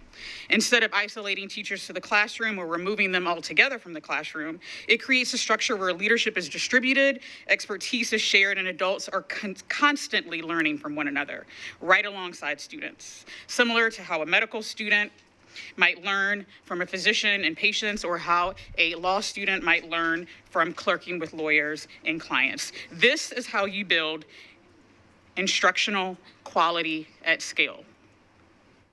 I previously taught and led in a school where this model originated, and I can attest to the fact that school culture is the strongest, academic expectations are the highest, and teacher retention is the greatest when the school leaders are doing the work of teaching. Imagine school leaders embedded in the classrooms, close to students, responsive to what's actually happening on a day-to-day basis. At a time when we are asking more of our schools and our districts than ever, we need more models that are built for rigor and support for students and the educators. The Gates School represents that kind of future forward thinking. I urge you to support the school, not just because it's new, but because it is well designed, deeply intentional, and positioned to deliver strong outcomes for students in Nashville. Thank you for your time, your leadership, and your forward thinking. Good night. Thank you. Sparkle Johnson.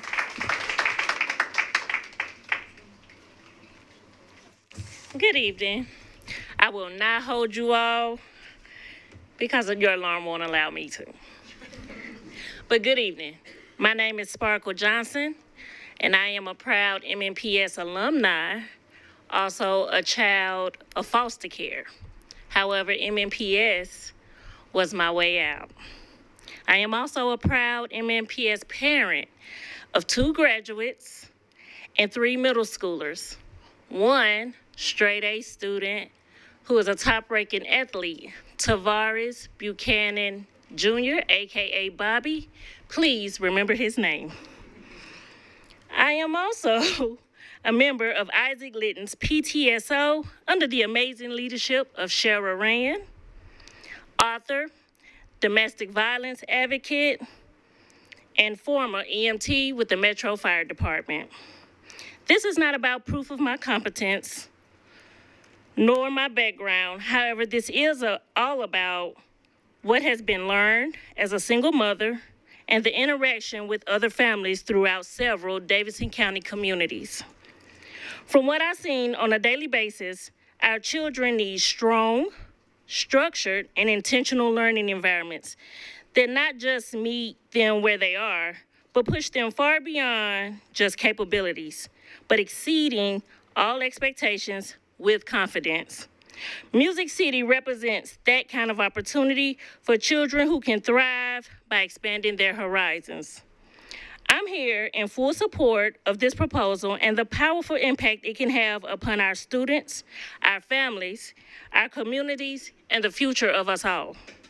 Here in my hand, I hold 21 questionnaires from families who are interested in sending their children, their youth congregants, nieces, nephews, grandchildren, etc., to Music City Academy. Thank you. Thank you. Viva Price. Good evening, board members and Dr. Battle. We thank you for your time and consideration. My name is Viva Price, and I have the honor of serving as the board chair. I'm also the executive director at Youth Encouragement Services and a founding advisory board member of the Nashville Early Education Coalition. But tonight, I don't stand before you in those capacities. I stand before you in my most important role as a mom. As a single mom to a rising sixth grader, I understand the hopes, fears, and decisions families across Nashville are navigating every day. I moved here 8 years ago to help build community for underserved populations, and I believe deeply that public education is essential to a more just and a more inclusive society. But when I arrived, I was unprepared for the reality many families face. We were zoned for a school that currently has a 5% third grade literacy rate. And while passing a higher performing school just half a mile from our home to get there, that moment made me completely rethink how I approached my own child's education and the education for those around me. Like so many parents, I spent nights researching schools, visiting campuses, and anxiously awaiting the lottery results. My daughter's journey has taken us through charter, private, and now I am very excited to say back to public schools, all in search of the right fit. Today, she's a thriving fifth grader who's reading at a 12th grade level according to her MAP results and is excited about learning again. I'm proud to say she'll be returning back to MNPS to the Academic Magnet School this year, which is why I'm here for the Gate School. I'm here in support of the Gate School. The reason I believe in this school is simple. It's built around great teaching. I believe strong teachers change lives, and I've seen firsthand what happens when a child is pushed, when they're supported, and when they're truly known by an excellent leader. Confidence grows and achievement follows. The Gate School is being built to make that kind of teaching the center of everything, not an exception, but the standard for every student. And this is not about competition. It's about opportunity. Because while traditional schools work well for many students, others need something different to succeed. And access to those options should not depend on income, zip code, or luck. We have an opportunity to extend tonight, so thank you, and please vote in consideration of the children. Thank you. Thank you. Leanne Danzy Bussell. Good evening, Dr. Battle and members of the board. I'm Dr. Leanne Danzy Bussell, a professor of sport and entertainment management at Trevecca Nazarene University. And I am here to offer my strong support for Music City Academy. Because this proposal is grounded not in novelty, but in genuine educational and civic need. Nashville is changing. It continues to grow as a center for sports, entertainment, tourism, and live events. As that growth accelerates, our public schools must prepare students not only for college, but also for meaningful careers in industries that value communication, collaboration, adaptability, and disciplined work. Music City Academy directly responds to that reality. This charter is not simply an alternative school model. It is a deliberate and timely response to Nashville's evolving economic landscape. Its mission reflects a commitment to academic rigor, whole student development, and real career readiness. Students are developed intellectually, physically, and personally through strong academics, daily movement, and culture that fosters resilience, leadership, and purpose. What makes Music City Academy especially compelling is its emphasis on applied learning. This is not a thematic program for engagement alone. It is purposeful preparation. Students build critical thinking, teamwork, leadership, and professional responsibility while connecting learning to real-world experiences. Strategic partnerships with universities, industry leaders, and community organizations expand access and relevance, ensuring learning does not stop at the classroom door. A strong charter should reflect its community, respond to local opportunity, and prepare students to contribute meaningfully to life of the city. Music City Academy does this. It is for this reason that I respectfully urge you to approve this charter. It offers a thoughtful, relevant, and developmentally grounded pathway for students who deserve rigorous preparation, meaningful opportunity, and a clear path towards future success. Thank you. Emily Sandoval, sorry. Hello and good evening, everyone. My name is Emily Sandoval Perez. I'm a student at Valor Collegiate Prep, and on the first day of freshman year in my AP Human Geography class, my teacher asked the question, "What makes a good classroom?" followed by "What makes a good teacher?" My mind was quick to paint the picture of my 8th grade math class, and even quicker to paint the picture of one person, Mr. Burris. To me, Mr. Burris has always been the person who I could rely on. I never felt judged or unloved by him. His undying support and his compassionate style of teaching made it ridiculously easy for me and my peers to seek him in times where we needed that extra push. Mr. Burris wasn't just a math teacher, he was an adult who was present and enthusiastic at all times, ready to help students at whatever pace they were going at. Here's what students who were blessed to have Mr. Burris as a teacher have to say about him. Mr. Burris was always patient when it came to me starting chaos in the classroom or when it came to me not understanding math. Mr. Burris has a way of holding you to a high standard while making you feel comfortable. Because of him, I became more confident in my ability to succeed, not just in school, but also in life. Mr. Burris approached every situation and student with so much patience and kindness. Years later, people still talk about how meaningful it was to have him as a teacher and how lucky we were to be in his class. The Gate School is built on a foundation that guarantees student success, and by saying yes, you are creating an opportunity for a young child to experience a school where they will feel comfortable to express themselves, challenged to better themselves, and confident to advocate for themselves. By saying yes, you are saying yes to high-quality, promising education that will build the next generation of successful leaders, doctors, lawyers, pioneers, entrepreneurs, etc., that will transform society for the better. Mr. Burris changed my life and the lives of my peers, and he will continue to change the lives of many other students through the Gate School, so that whenever they are asked what makes a good classroom or what makes a good teacher, they won't hesitate. Instead, they'll have a picture in their head. Thank you. Thank you. Matthew Jolson.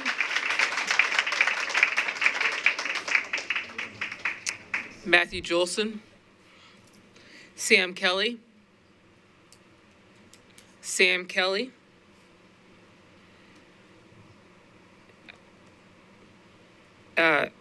Ifkan Akbarov.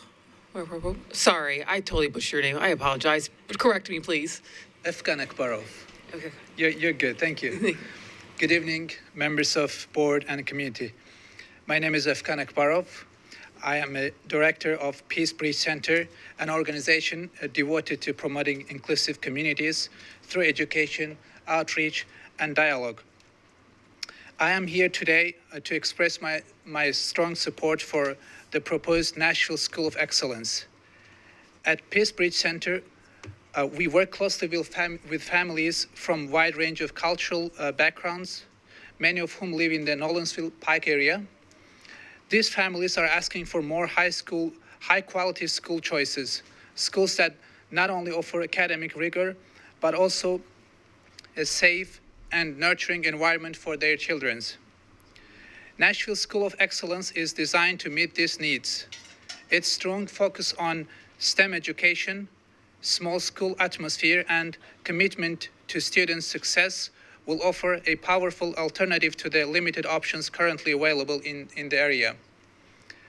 I truly believe that Nashville School of Excellence will be a valuable asset to our community. It represents this step forward in providing equitable, high-quality education to students who need it most. So thank you for your time and consideration. Thank you. Thank you. Jared Pigarote.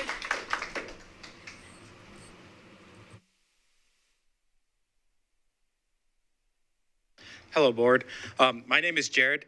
I am a Smyrna parent, and my daughter has the fortunate experience of attending a high-performing magnet school in Rutherford County. However, I'm not here because I need a seat for my daughter. I'm here because I'm serving as a witness to the administrative integrity and operational excellence of the School of Excellence model. In my professional life, I deal with complex systems every day. I recognize operational excellence when I see it, and the Memphis School of Excellence brings 15 years of experience and college prep with a near 100% graduation rate.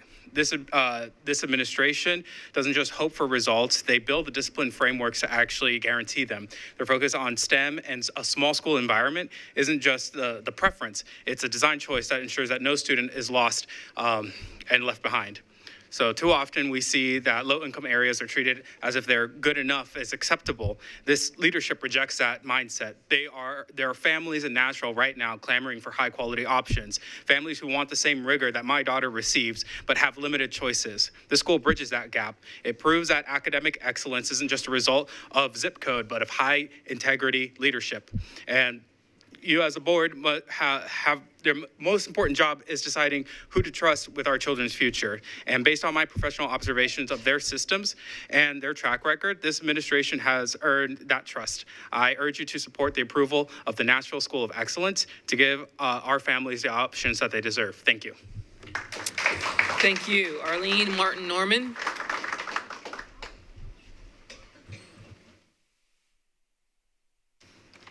Good evening, Madam Chair, Vice Chair, Superintendent Battle, board members, and other guests. My name is Arlene Martin Norman, and I'm a proud resident of Nashville and the parent of 3 daughters who all attended non-traditional public high schools.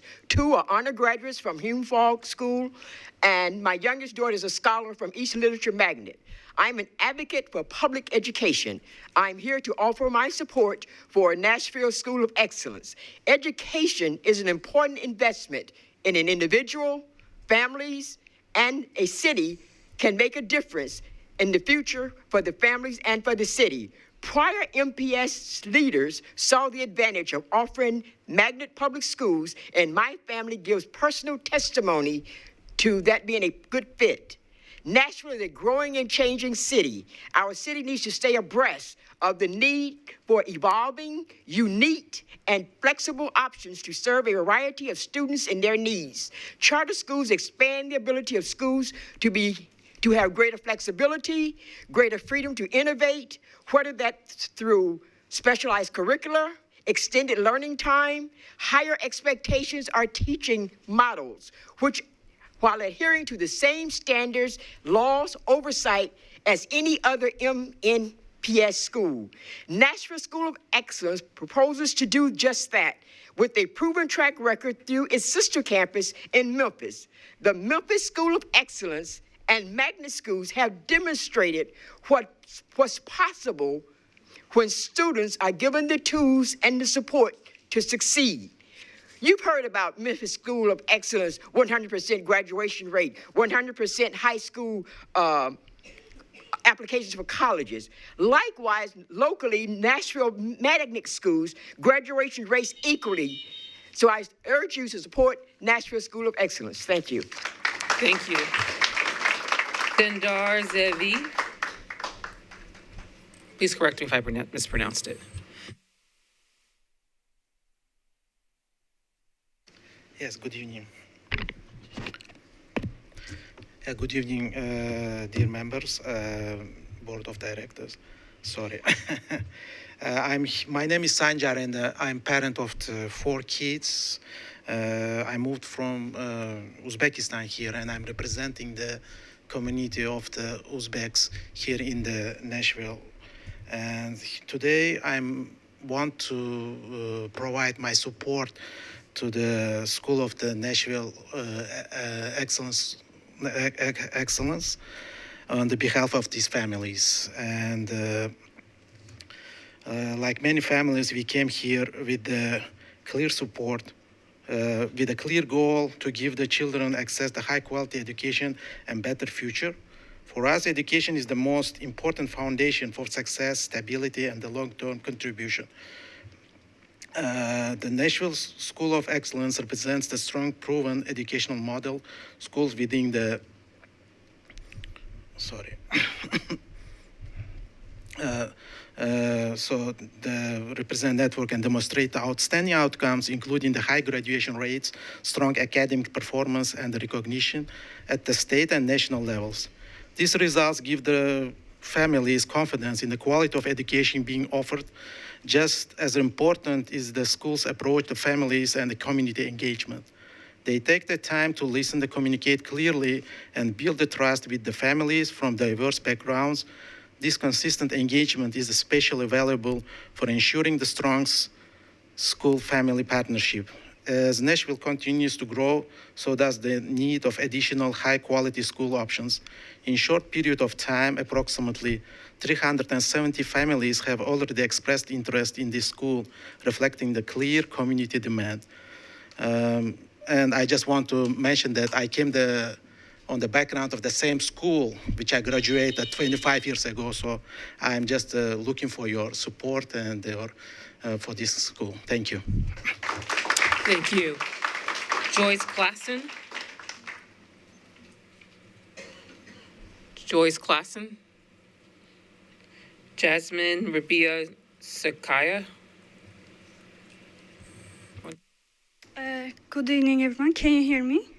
I'm Jasmine Rabia.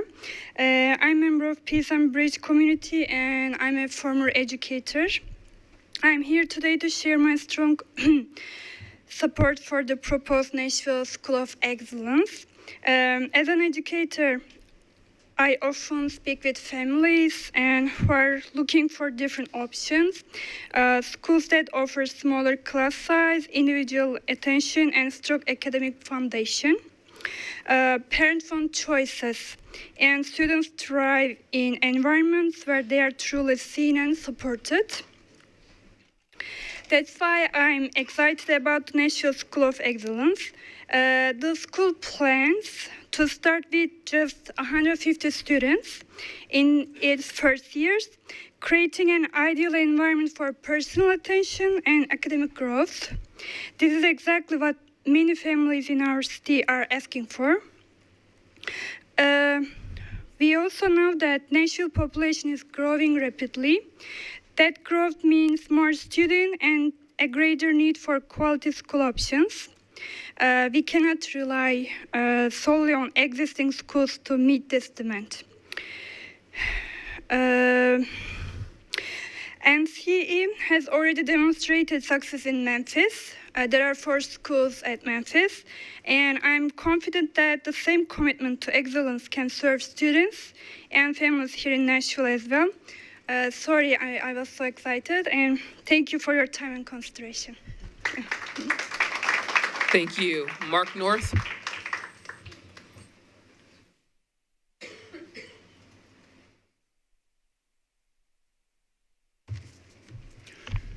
I'm Mark North. I live in School Board District 3. I'm currently the Metro Schools Athletics Director for high schools. First of all, congratulations to Pearl-Cohn alum Barryon Brown on being drafted by the New Orleans Saints this weekend. Since 2021, MNPS zone and magnet schools have won 11 TSSAA team state championships and were runner-up 14 times. That's pretty good. A charter application on the agenda for your consideration tonight tries to convince you that MNPS athletic programs are failures because we don't win enough state championships. That feeble attempt includes a chart on page 19 that purports to list the team state champions. That chart is not just misleading, it is dead wrong. For example, the chart that is supposed to say we don't win enough championships omits, disregards 5 team state championships It just inexplicably leaves them out. If an application is going to demean and denigrate the accomplishment of MNPS students and dedicated coaches, it should at least use accurate data. Here's a reminder of some more data. It's found on the TSSAA website. The number of MNPS teams that earn TSSAA Academic Achievement Awards for their team grade point average. In the current school year, just for fall and winter sports, how many do you think it is? What number would impress you? 10? 20? 50? The actual number of MNPS athletics teams to earn academic achievement awards so far this school year is 92. And that includes the state champion cross country team and the football runner-up. Thank you for your service to the city of Nashville. Thank you. We'll now move on. Thank you for those who participated in public participation. Now we'll move on to board reports. There is no board reports. We'll move on to governance issues. We will move on to the, okay, sorry. Student school board members do have a report. I'm sorry. We will start with our junior school board member. Hello. Please give me a second. My laptop. Anyways, so this week's report is concentrated on identifying and eliminating inequalities, which consequently is talking about the arts, specifically the Nashville School of the Arts. Many students from the NSA community have arisen to me with concerns of having a lack of extracurriculars and higher learning opportunities and being underfunded with certain conservatories. For example, as far as extracurriculars, a lot of students have attempted to create extracurriculars such as Model United Nations, but have not been able to successfully establish them due to the lack of support. As far as learning opportunities, they have already experienced a lack of AP classes and are continuing to get cut AP classes. And so students have come to us very disappointed in the fact that they're not offered the same opportunities, even though they have all the visual arts things. They still want the opportunity to take AP classes as it gives them a, as it gives them an opportunity to go to higher schools. And then additionally, students within the visual arts and theater conservatory have had to pay for many materials out of pocket, such as professional paint, sets, props, and costumes. And many of these materials, teachers and students really cannot afford out of pocket. For our student spotlight, we wanted to highlight the Music City High, a celebration of the arts in public schools.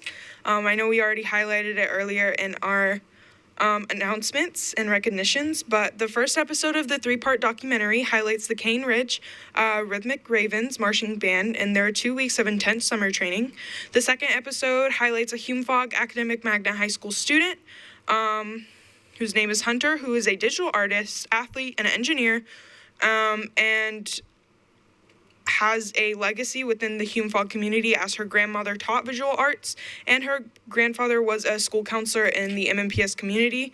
Hunter is now writing her own chapter in blending art and engineering to make an impact to those around her. And then yesterday, the final episode of the 3-part documentary premiered, and at Warner Arts Magnet Elementary music teacher Chris Blackman wrote an original musical from scratch and brought it to life. So congratulations to Dr. Battle, Moving Picture Boys, the visual and performing arts team led by Franklin Willis for the successful release of the 3-part documentary. And additionally, congratulations and thank you to the students who were highlighted in the documentary for your incredible dedication within the Metro Nashville Public Schools, for your dedication to the arts within Metro Nashville Public Schools and trusting us to tell your stories. As far as board recommendations go, we encourage you guys to support the visual arts within schools as many students find their passion within them and find it as a way to keep their souls alive, quite literally, and ensure that students have access to supplies that they need for their specific studies. Hannah, add anything if you need to. No, I'll just echo what Ava said for highlighting the great things that are happening in our MNPS schools and recommending to continue to support our students across the board, whether that be that they're at a non-traditional public school or a zone public school, and making those opportunities readily available to them if that's something that they want. Thank you. Thank you for those reports. Greatly appreciated. Now we'll move on to governance issues. We'll move on to the consent agenda. May I have a motion for the consent agenda? Move approval. Moved by Member Young. Is there a second? Second. Second by Member Fain. All in favor, say aye. Aye. Any opposed? All right, we will now move on to New Start charter applications. We will have Dr. Roby Grant come up and speak, present.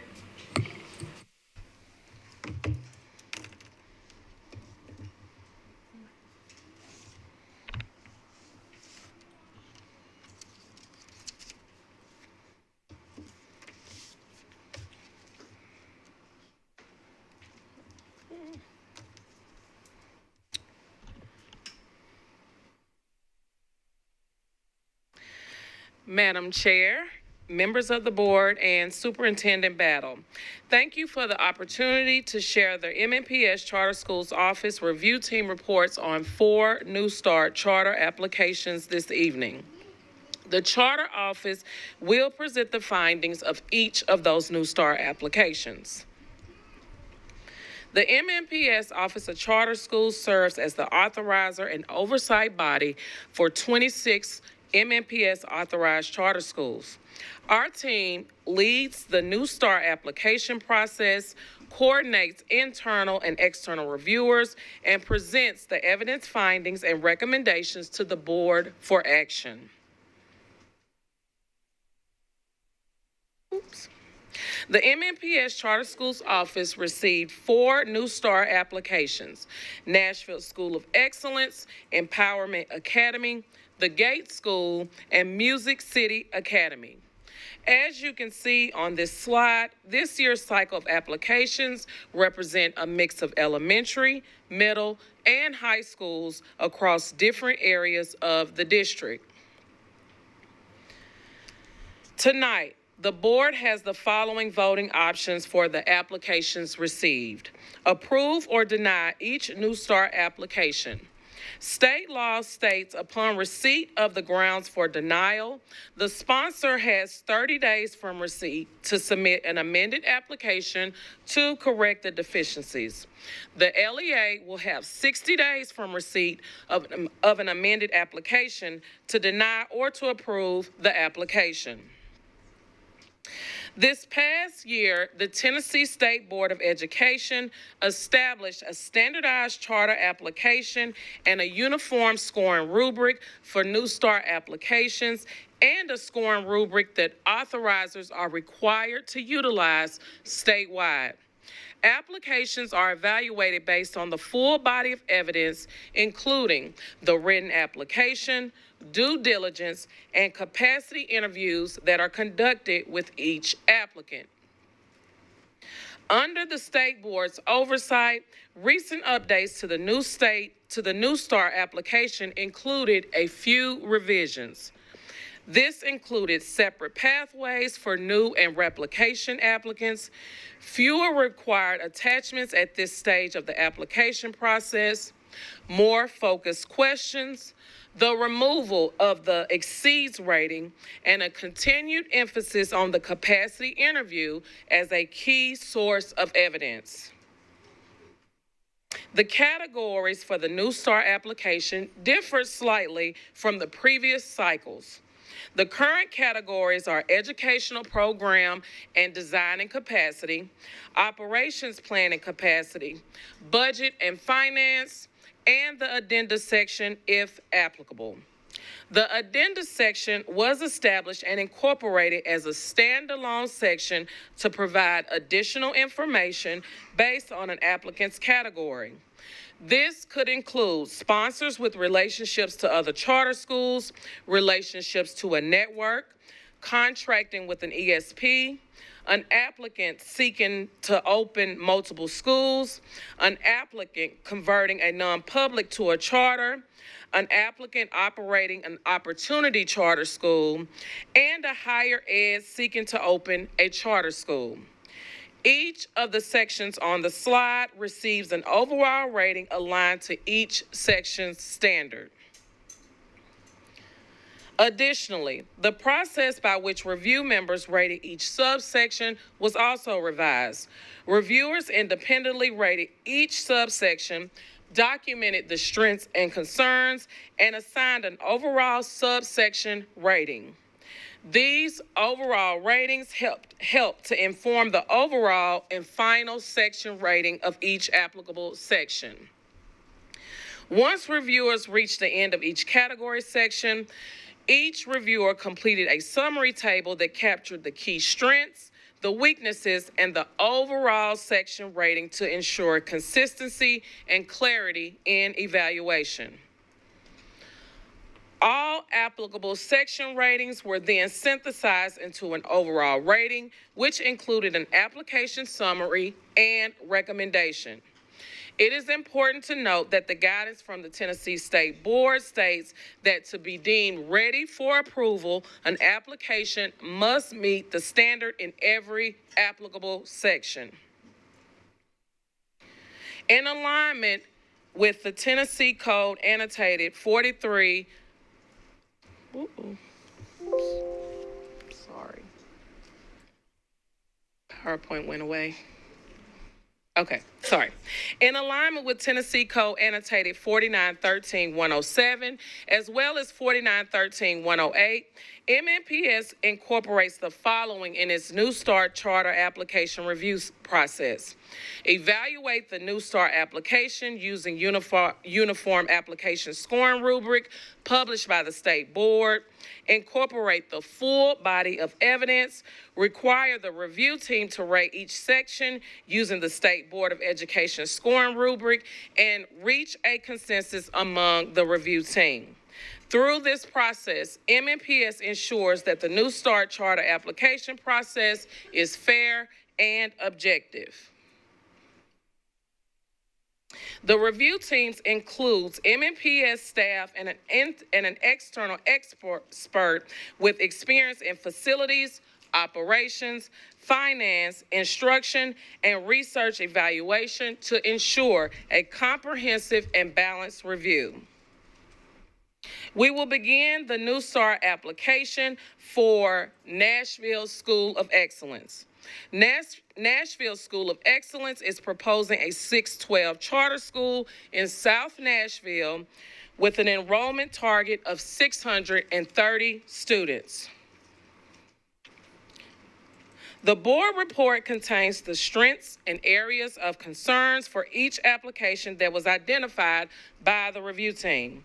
For this and the remaining charter applications, I will highlight just a few of the key evidence findings identified for each section based on the rubric provided by the State Board and also listed within your board report. The educational program design section was rated as partially meets standard. The STEM-focused education is available in most MNPS schools, and there is a lack of evidence that supports community input and enrollment interests. The operations section was also rated as partially meets standard. The board will not meet locally, which does not allow for meaningful participation for the parent board members. Additionally, there are significant discrepancies between the proposed program, space, and the facility's budget. The budget and finance section was rated as partially meets standard. There are conflicting statements between the budget worksheet and the budget narrative in areas such as fundraising commitments and cash reserves, and some staffing projections are not aligned with the staffing narratives for the projected enrollment. For Addendum A and Addendum B, this section was rated as partially meets standard. State performance data and authorizer evaluations do not show consistent evidence of raising student achievement, and the network budget does not clearly demonstrate how costs and revenues support opening a new school. The review team determined that overall, Nashville School of Excellence received partially meets standard in each of the applicable sections and an overall rating of partially meets standard. I will turn it over to the board for the discussion and the vote for the New Star application for Nashville School of Excellence. Thank you, Dr. Ruby Grant. I will entertain a motion for the Nashville School of Excellence. Is there a motion? Member Block? I move to deny the New Star application for the Nashville School of Excellence based on the charter school review team evidence finding report and presentation, noting deficiencies in the educational program design and capacity, operations plan and capacity, budget and finance, each of which were rated partially meets standard. A few notes I would make in terms of specific concerns. First, this is a network that has other schools in place in Memphis, and the affiliated schools have performance concerns. As noted, at least one of the concerns did not meet standards. The application lacks clear evidence for need of a STEM-focused replication, and also the governing board not meeting locally creates issues for parent participation, creates issues for oversight locally of the school. Is there a second? Second. There's a second by Member Young. Discussion?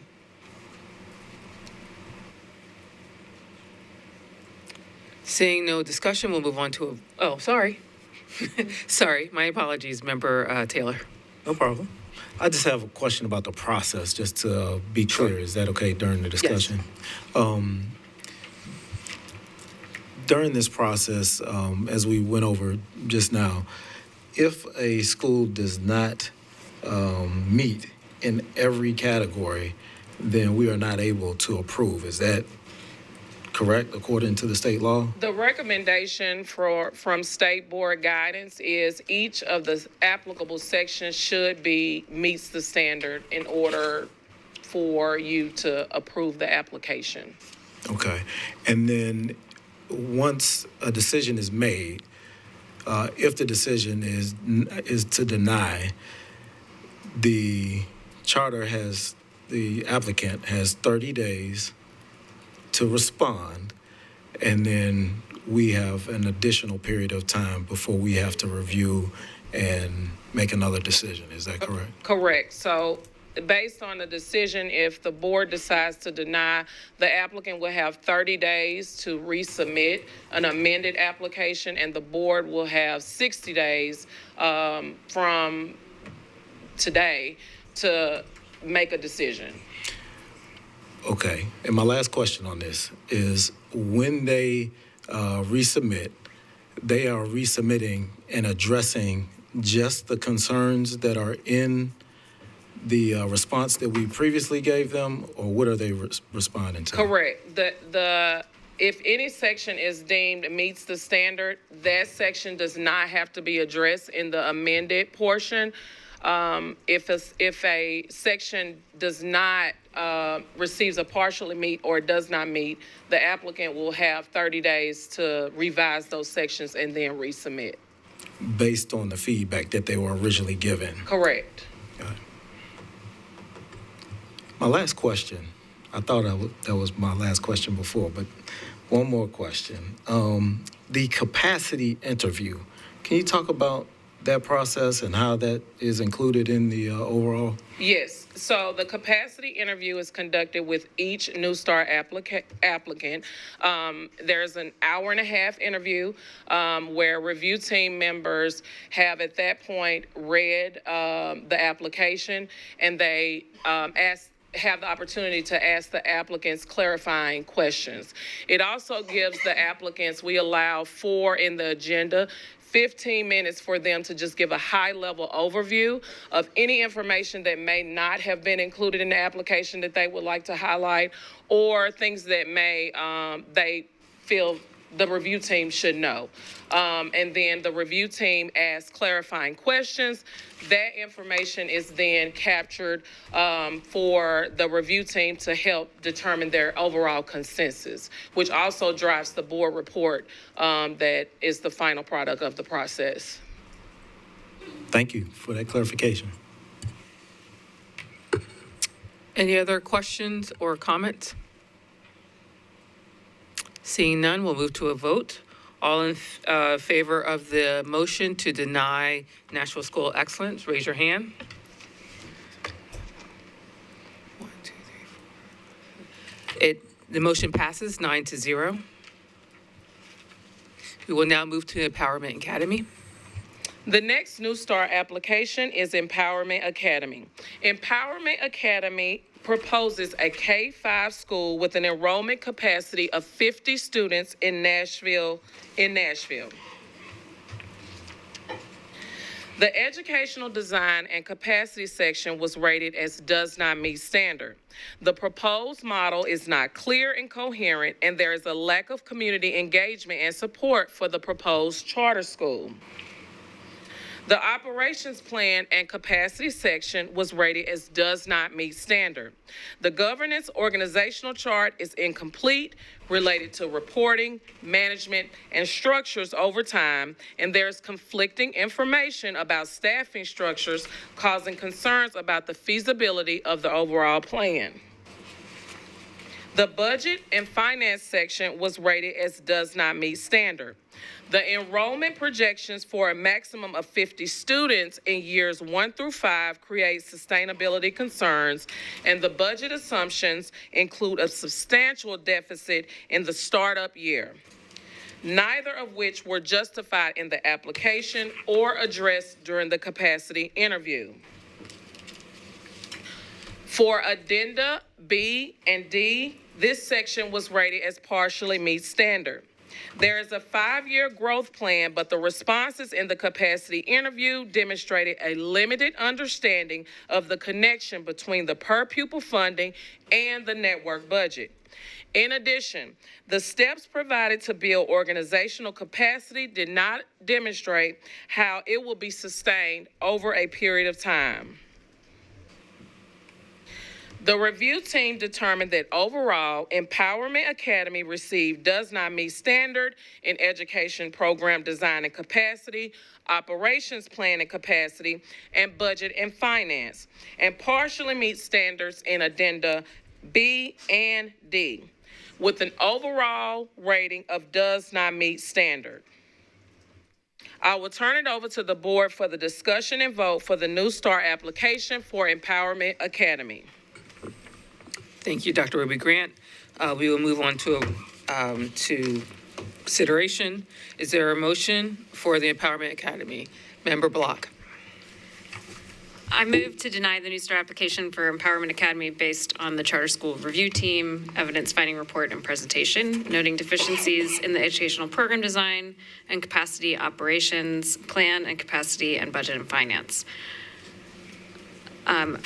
Also,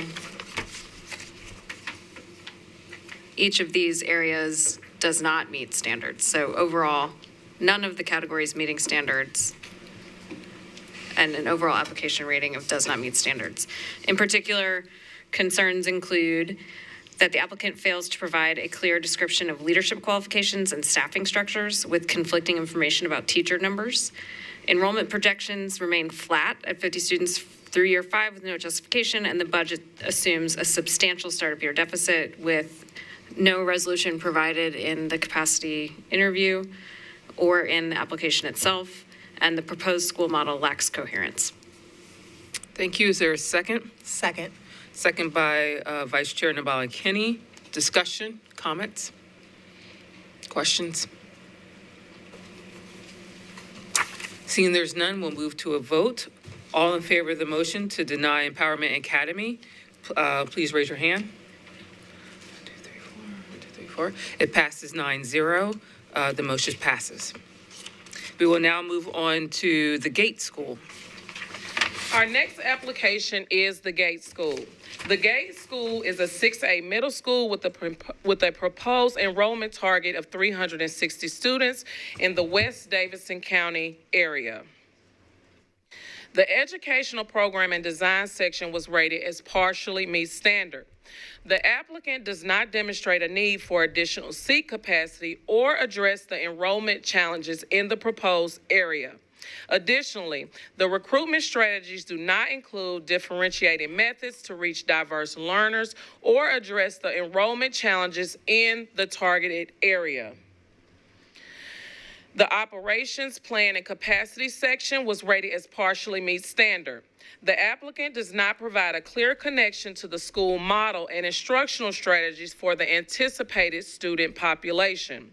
The applicant also does not demonstrate a full understanding of facility requirements within the stated tenant improvement budget. The budget and finance section was rated as partially meets standard. There is a misalignment between the budget worksheet and budget narrative with key staffing and cost assumptions, and the applicant does not clearly explain the assumptions to know if they are viable if enrollment projections are not met. The addendum section is not applicable for this application.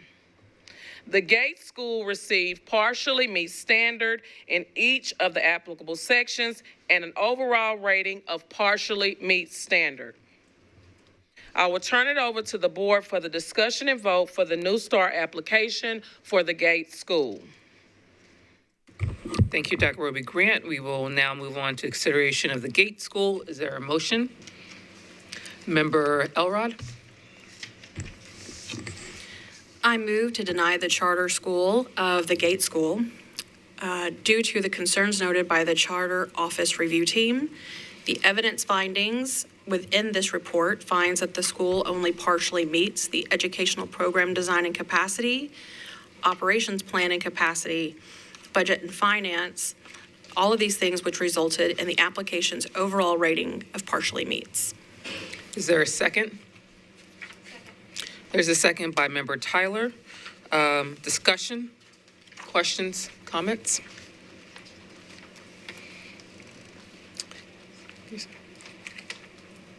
Yeah, you're the only one. Member Block? Okay, I'm kind of shocked that I'm the only person with a comment, and get ready, everybody, because it's long and I wrote it all down.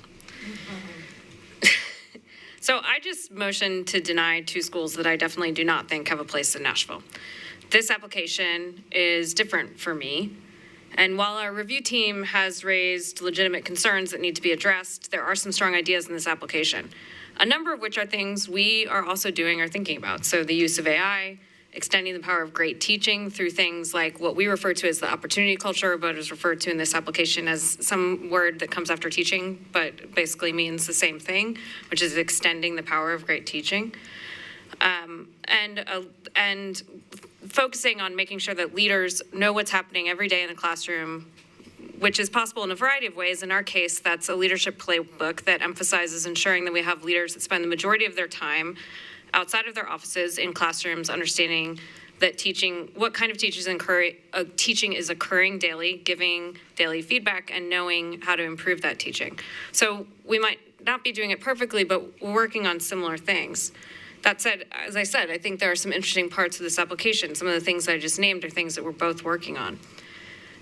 Ms. Price, Viva Price, I apologize if I got your name wrong, talked about making choices that are best for her child. Charter, magnet, private, neighborhood. Her kid went back and forth between these places.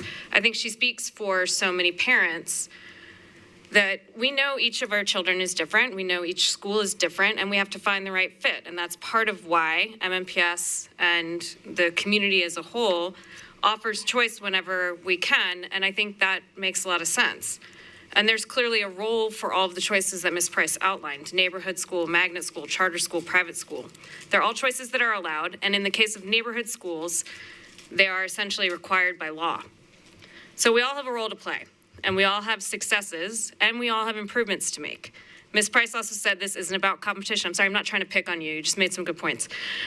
It's not that this isn't about competition, and I wish that was true.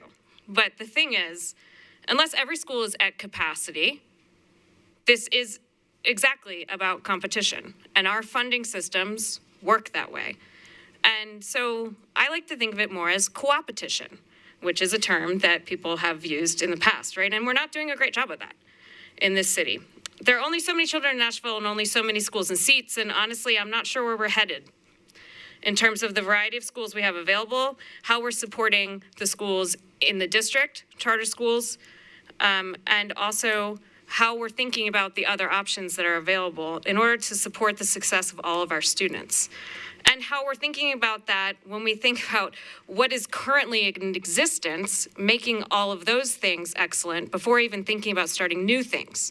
So as a board member, the deeper issue for me, and what I think about every time one of these things comes up, is that we don't have a shared plan for growth, charter growth in Nashville. We don't have a shared plan for our schools. Nationwide and here in Nashville, we're all experiencing issues related to enrollment. We're all impacted, every sector, by changes in demographics, the variety of options that are allowed by law. And if we continue to add without a plan, I feel like this isn't smart for me to do as a board member. And with specific relationship to the school as identified by the committee, we might be oversupplied with middle school seats. So my question is, what is our plan? I know this is not necessarily specific to this particular application, but I feel like this is important and it has to be said, and I can't believe we don't consider this every time we look at these applications, and I can't believe the commission doesn't. So this is me calling on you to think about both things. Our board only has control of the things we have control of, the schools we operate and the potential to approve new schools. But there are lots of other factors outside of our control. So I want to ask the charter community, the charter commission, and us through these comments that I'm making to consider what is the role for each of us? What is the job of the commission? What is not the job of the commission? What is the job of the district? What is not the job of the district? And are we only focusing on each individual application? Are we only focusing on each new potential school? Or do we need to be focused on the city as a whole and all of our students, which is arguably our collective job? I'm on the ballot right now, and like it or not, I'm unopposed. So you're stuck with me for 4 years. We've been having this same conversation, y'all, for way too long. And I want to commit to a broader conversation on this. And I'm open for conversation. But until this board, the charter community commission, can answer all these questions together, it's really hard for me to want to say yes to anything new, even if I think there might be some good elements.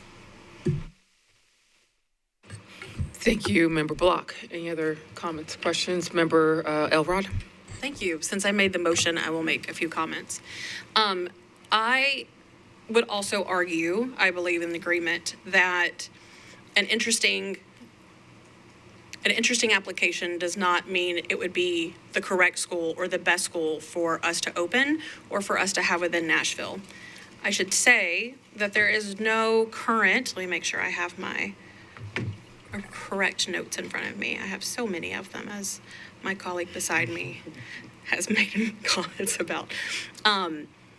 I do consider the many different factors that are outside of our control and things that the state does not consider, which would be our head counts, our type of schools that are necessary, requests from parents, and of course our own strategic plans. This type of school has not been requested by families, and maybe that's because of this pedagogy practice that they're saying that they're going to start. That requires me to ask the question, is if this pedagogy and this type of teacher-forward management, maybe a co-op of management, in fact, if it's a proven methodology, I would like to see some proof of that. I would think if it's already been a proven methodology and it's the foundation of the school, it would already be in practice somewhere due to its interesting innovation, and some results would be already known. Particularly considering the experience of the co-founders and the founder being within a charter school, and they have that flexibility, unlike our current public schools that would not have that flexibility to implement those changes. So my feelings echo a lot of what my colleague just stated, is that we are simply not in need of these seats or this space, and then I don't see the strength of this application to reflect the need of the problems it might cause for within those students, the academics, and of course our own school system. So that is why I made the motion to deny, based upon them not meeting all of the results of their application. Thank you. Any other discussions? Member Taylor? So I wasn't going to say anything, but I think Board Member O'Hara Block called us out on it. I think that we're always put in this position as board members, right? You know, the state gives us a rubric and a guideline, and we have to follow those rules. I actually sat down and took the time to read through all of these applications. Now, I've never participated on a charter review committee, but in reading the application, it's really good.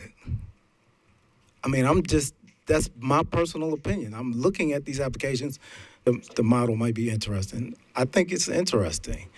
I'm pretty sure that I did read that there were some spaces where this model is being used and that there are examples of it being successful. What I would say is we have a process that we go through. I know I'm interested in seeing what an application that, because I want to honor the fact that people put a lot of time and energy into doing this. And I think about like intention, right? Some people are doing it for the wrong reason. And then some are doing it because they care about kids just like we do. We just disagree on how to provide that care and that education and who's supposed to fund it, right? And I think that those are the conversations that we need to have as a community as a whole. It's not necessarily for us to debate on the board floor, but as a community, like Member O'Hara Block said, the education community has to figure out a way to collaborate within the system that we're given. If we had our way, we probably would change the system and make it look a lot different than what it looks like today. But that's not happening anytime soon, I don't think. I think my Lord and Savior might return before then. And so I think that we got to figure out a way to work together within this system that we're given so that children have the opportunity to receive the best education possible everywhere in this city. I think MNPS does an amazing job with the resources that we're given, which are lacking. I think we can agree on that, and we can hold our state accountable for that. However, we want to make sure that as stewards of public resources, that we're doing everything we can to give every student an opportunity, every student that we can, an opportunity at a high quality education. And I think about this from a parent perspective. As you all know, I have a few children that have gone through metro schools, and yeah, just a few. And there you go. And so for me, thinking about it as a parent and the struggle, and I think one of the folks that talked during public comment mentioned this, that it's really tough trying to decide where your children are going to go to school. We have a lot of options. Some of them may fit one child. Some may not be the same for another child that you have in your same household. I think for me as a parent, it's very important for all of my children to have a similar educational experience as they go through their matriculation. And it was a challenge for me in the district. And so I understand parents' concerns. I understand their want or their need and desire for option. But we got to figure out what's the best way to provide that. And what does that look like? And I don't know that adding additional charter schools is that. I don't know that denying all of the charter schools does that. But we got to talk about it and figure it out. And so that's all I'm going to say for now. Thank you for joining my TED Talk. Thank you. Dr. Battle? Yes, ma'am. Thank you, Board Chair. I'm just going to take hopefully just a minute or two, because I usually don't weigh in on these conversations. It's been a non-voting member of the board, but I just want to address a few things. Just with regards to collaboration, I just want to note for the board that in our current portfolio, we are home to 26 charter schools in our LEA portfolio, of which a number of them have been reauthorized year after year, and collaboration in lots of ways happening. So I want to note that, because the inaccuracy that there isn't a level of that continues to persist. So I just want to remind us that we do have 26 LEA charter schools. Also, must take a point of privilege to support and uplift the review team that goes through a very rigorous process. I don't want them to take any feedback or comments as a slap in the face to them, because they are experts in their own fields and in collaborative spaces. And so I just want to make sure that the review team members who give lots of hours and time and lend their expertise to this process hear me say thank you, because you show up time and time again to engage in this process, although it is not directly a part of your day-to-day responsibility. So I appreciate that. Also, Director Sharika Roby-Grant and her team who put in lots of time and hours as a part of this process. I also want to just acknowledge that on an annual basis, our charter department and our process is authorized annually through a rigorous process through the state. So I just want to acknowledge that. So if there's any question about the process, we are authorized annually and have been for a number of years, really certifying the process that our review team goes through, our charter office goes through to bring these recommendations before the board. So I just want to note those 3 points. Thank you. Any questions or comments? Junior school board member? I usually don't weigh in on these conversations just because I don't go to a charter school, but I do have friends who go to charter schools, and they have lived their experience. However, I feel like with this certain charter school, I feel like I don't have enough information to, I guess, give any recommendations. I do think the concept of it is very creative, as echoing what Member O'Hara Block said about, integrating AI into schools. But during a public comment, you might have seen me make some faces, because I was super concerned about the staffing and how that works with students. And I think Member Elrod touched on that, as well as Member Taylor, my bad. Taylor, too similar. Anyways, I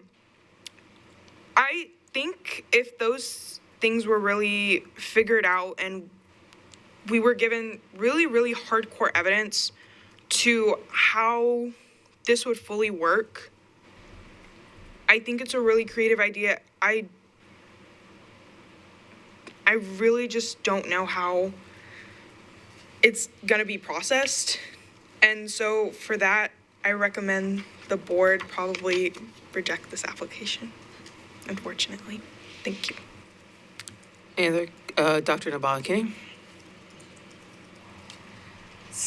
So in kind of piggybacking off of Board Member Taylor and O'Hara Block, one of the things that I'm really concerned about as a board member is the fiscal impact that we continue to deal with. I serve as the chair of the Budget and Finance Committee, and when I look at our state allocation at 18%, and we just expanded vouchers across our state.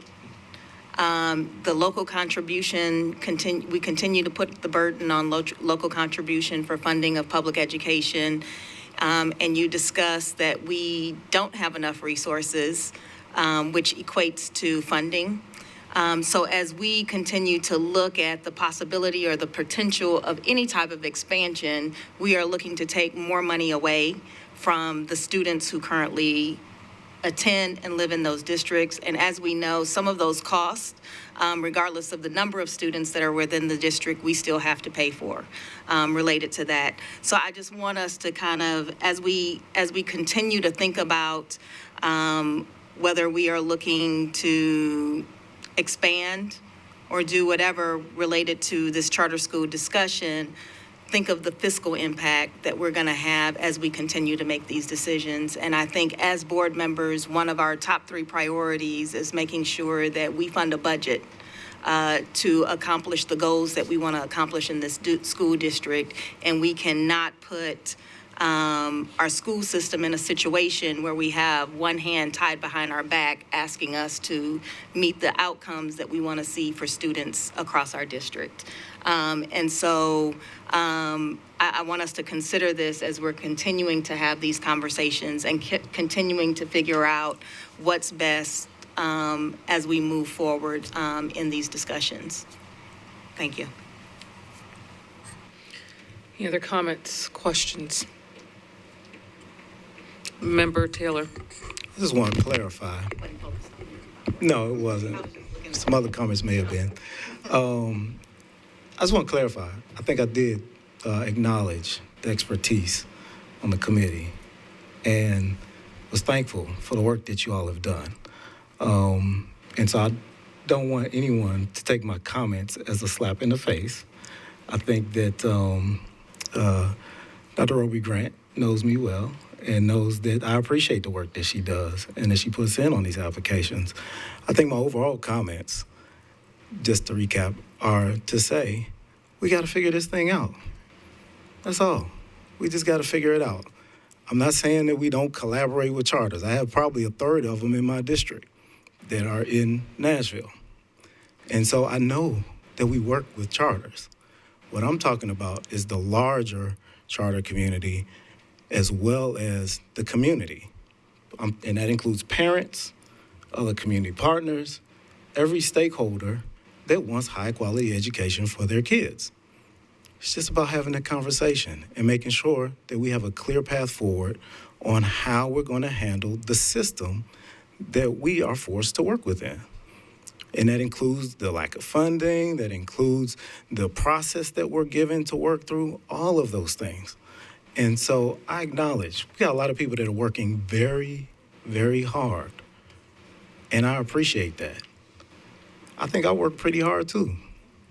And I try to listen to parents. I try to listen to the folks that are trying to start these schools. I try to listen to the community when they're asking for things to be done differently. And so it's okay for us to acknowledge that. And then, like we say, know where we are, but don't stay there. All right? And so that's all I'm saying. And I want to work together with everybody on this to make it happen so that we can continue to provide the education that our community is asking for us to provide. That's it. Thank you. All right. Any other comments, questions? We will now move to the vote. The motion was to deny the Gate School. All in favor, raise your hand of the motion. 1, 2, 3, 4. It passes 9-0. We'll now move on to Music City Academy. We have reached our last application, Music City Academy. Music City Academy proposes grades 9 through 12, serving 480 students in the targeted areas of districts 5, 8, and 9. The education program and design section was rated as partially meets standard. The mission statement is not clear in demonstrating how the athletic and programmatic vision will adequately address how the school will adhere to 3 primary objectives that member schools of the TSSAA should achieve through the following bylaws: maintaining athletics in its proper perspective, which is a subordinate to the primary academic mission of the school, preventing the exploitation of students for athletic purposes, and fostering fair competition or a level playing field among the TSSAA member schools. It should also be noted that the applicant did not use relevant and accurate data to justify a need for the athletic-centered school. For example, on page 19 of the application underreports the number of state championships achieved by MNPS zone traditional and magnet high schools. Since the fall of 2021, MNPS sports teams earned a total of 11 state championship titles. Additionally, these state championships do not reflect the 83 individual state championships earned by a number of MNPS student athletes from years 2021 to February of 2026. Additionally, the application also notes a comparison to Memphis Shelby County School percentage wins when in fact MNPS has won more team state championships in years 2021 to 2025 in comparison to Memphis Shelby County. Lastly, the education plan and design section did not fully provide a developed plan to demonstrate the commitment to college and career readiness. The operations plan and capacity section was rated as partially meets standard. The facilities plan does not fully align with the CTE requirements or needs of an athletic-centered model. Additionally, the plan for medical services does not align with the anticipated health needs of the student athletes. The budget and finance section was rated as meets the standard. The budget and the budget narrative contain reasonable enrollment and scaling plans for years 1 through 5 and a sound process for board oversight using data to inform decisions and evaluate the financial health were present in the application. The addendum section is not applicable for this category.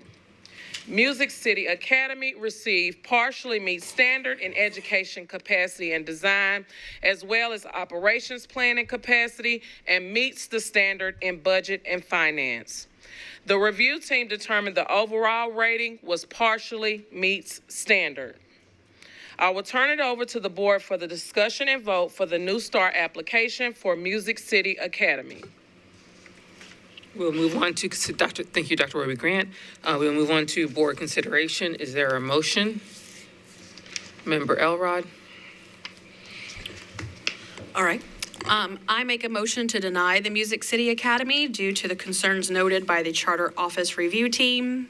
The evidence findings report finds that the school only partially meets the educational program design and capacity, the operations planning capacity, which resulted in the overall application rating of partially meets. Is there a second? Second by Member Tyler. Discussion, questions, comments? Member Young. Thank you, Chair. I'm gonna get scolded for this, but that's never stopped me before. You know, I think Board Member O'Hara Block said so many things that I cannot say as eloquently and detailed as she can. However, I think it really speaks to the quality of this application when we have a category that did meet, and then, trying to be nice, when the concerns that we felt were the ones appropriate to put in the board packet were the number of championships, because the number of championships was wrong or that some nurses weren't there. I think that speaks to the quality of the application, that's what we're nitpicking about. And it really frustrates me because I know that that charter review committee does really hard work, and I am not knocking their work. I want to lift up the work that they do. And I don't think bickering over a number of championships is the way to do it. And I think we can do better than that.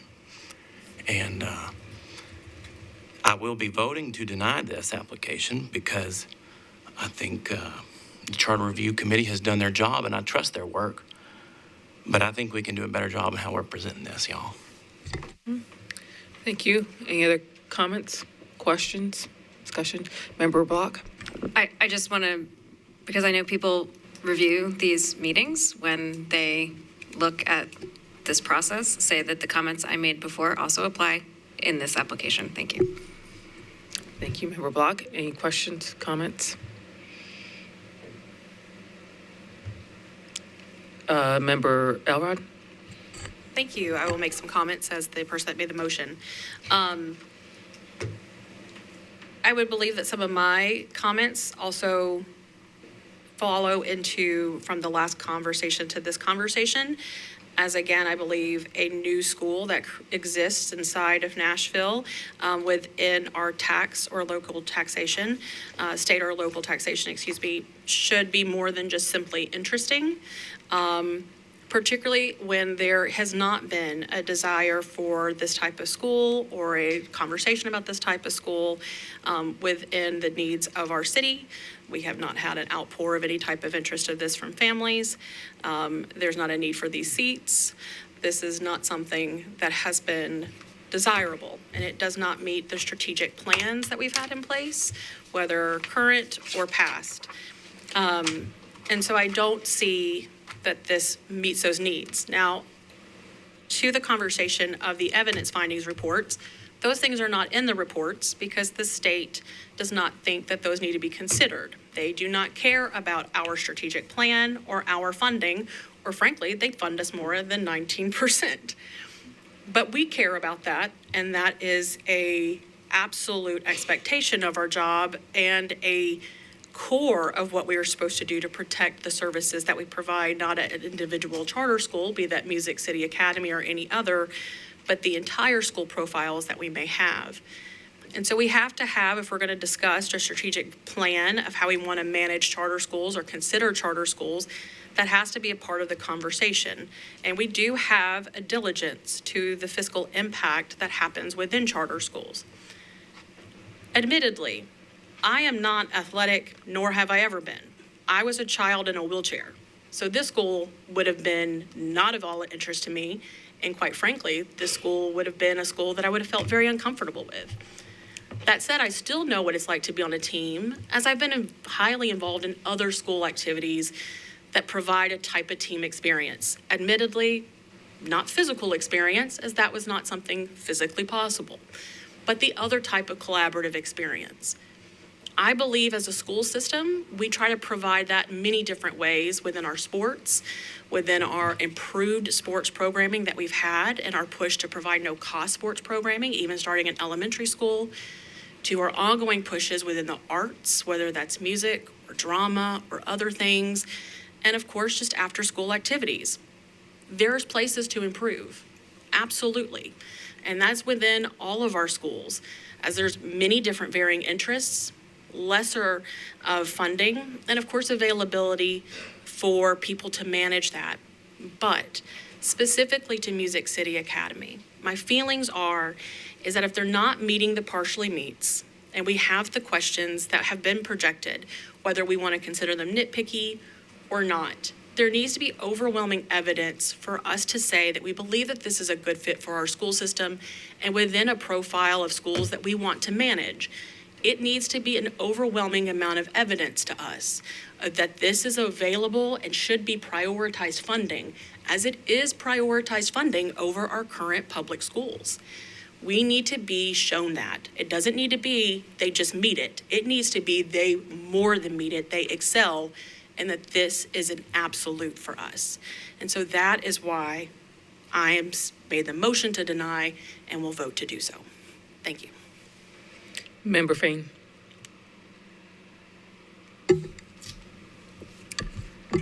So after reading the application, so first I'd like to say I am an athlete, a former athlete, track, volleyball, basketball, probably my entire life, and my son is as well. However, I've always pushed academics. And in this application, I didn't find the support for that as much as I found the latter, which was sports. I don't have an issue with us narrating or pushing that. However, I do find often that because of the focus on sports for kids, the academic sometimes takes a back seat. And that's honestly the importance of school, whether it be public, charter, private, whatever the case may be, the purpose is for you to further your academics and to prepare you for what you need to be successful and excel once you leave that school system. And now that I am a college parent of an athlete, I can see the narrative sometimes that are, and I'm with you on language and how to present what I want to say, but I can see the narrative sometimes getting pushed for kids to excel in sports and the pressure being put on them, and sometimes those academics take a back seat. And then you have these kids that have all these dreams, right, of going to the league and furthering their career in that way, and then they don't. And their lack thereof support from those coaches or people in the past once they don't reach that certain level of success. And so to me, that is the importance of the education standpoint. I would like to see more about the academics and the programs that are aligned in that area versus the narrative and concentration on sports alone. And that's why I will be voting against this application. Any other comments? We'll go to junior school board member and then member Tyler. Just to kind of mirror or echo what Ms. Fain and what Ms. Elrod have been stating, especially what board member Fain has been saying. Whenever you hear the term student athlete, student comes first. I've heard this so many times throughout my academic career, even though I'm not a sports person, but I know a lot of sports people within my school. MLK has a lot of student athletes, and I think this could be a good opportunity for them, but also most of the student athletes at my school, not to call them out or anything, but they fall behind on their academics. It's really unfortunate, but it happens because a lot of people think that sports in it of itself can get them farther than their education, but that's not necessarily the case. It's always been education first, then your sports. So to really mirror what Ms. Fain said, I would like to see the sports part or the education part be pushed, as well as what, and this is another struggle with speaking eloquently without, which is a common struggle among us, as I see, and I'm actually, I think, once again, similarly, I think the thought process is good. The thought into the application is good. It's really just, I fear you may be taking a more different path than what is needed for our district. And I simply think that this is not what our district needs. Yeah. Yeah. Any other comments? Hi, yeah, so I was also a three-sport athlete in high school on a team that went to state. I played in college. I also coached in Nashville public schools, so I was a coach. So I have invested a lot of my life in sports. It is extremely important to me, and it was a strong connection to the school that gave me a purpose and an excitement around being at school. And I see where you say that athletics is your engagement strategy to connect students to that academic core.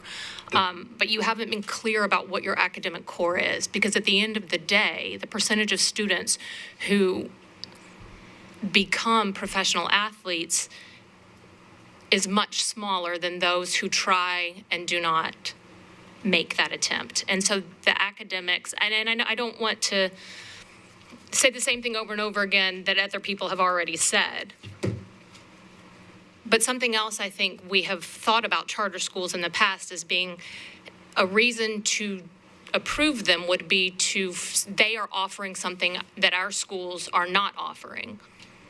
And I think our schools are offering athletics at the highest level.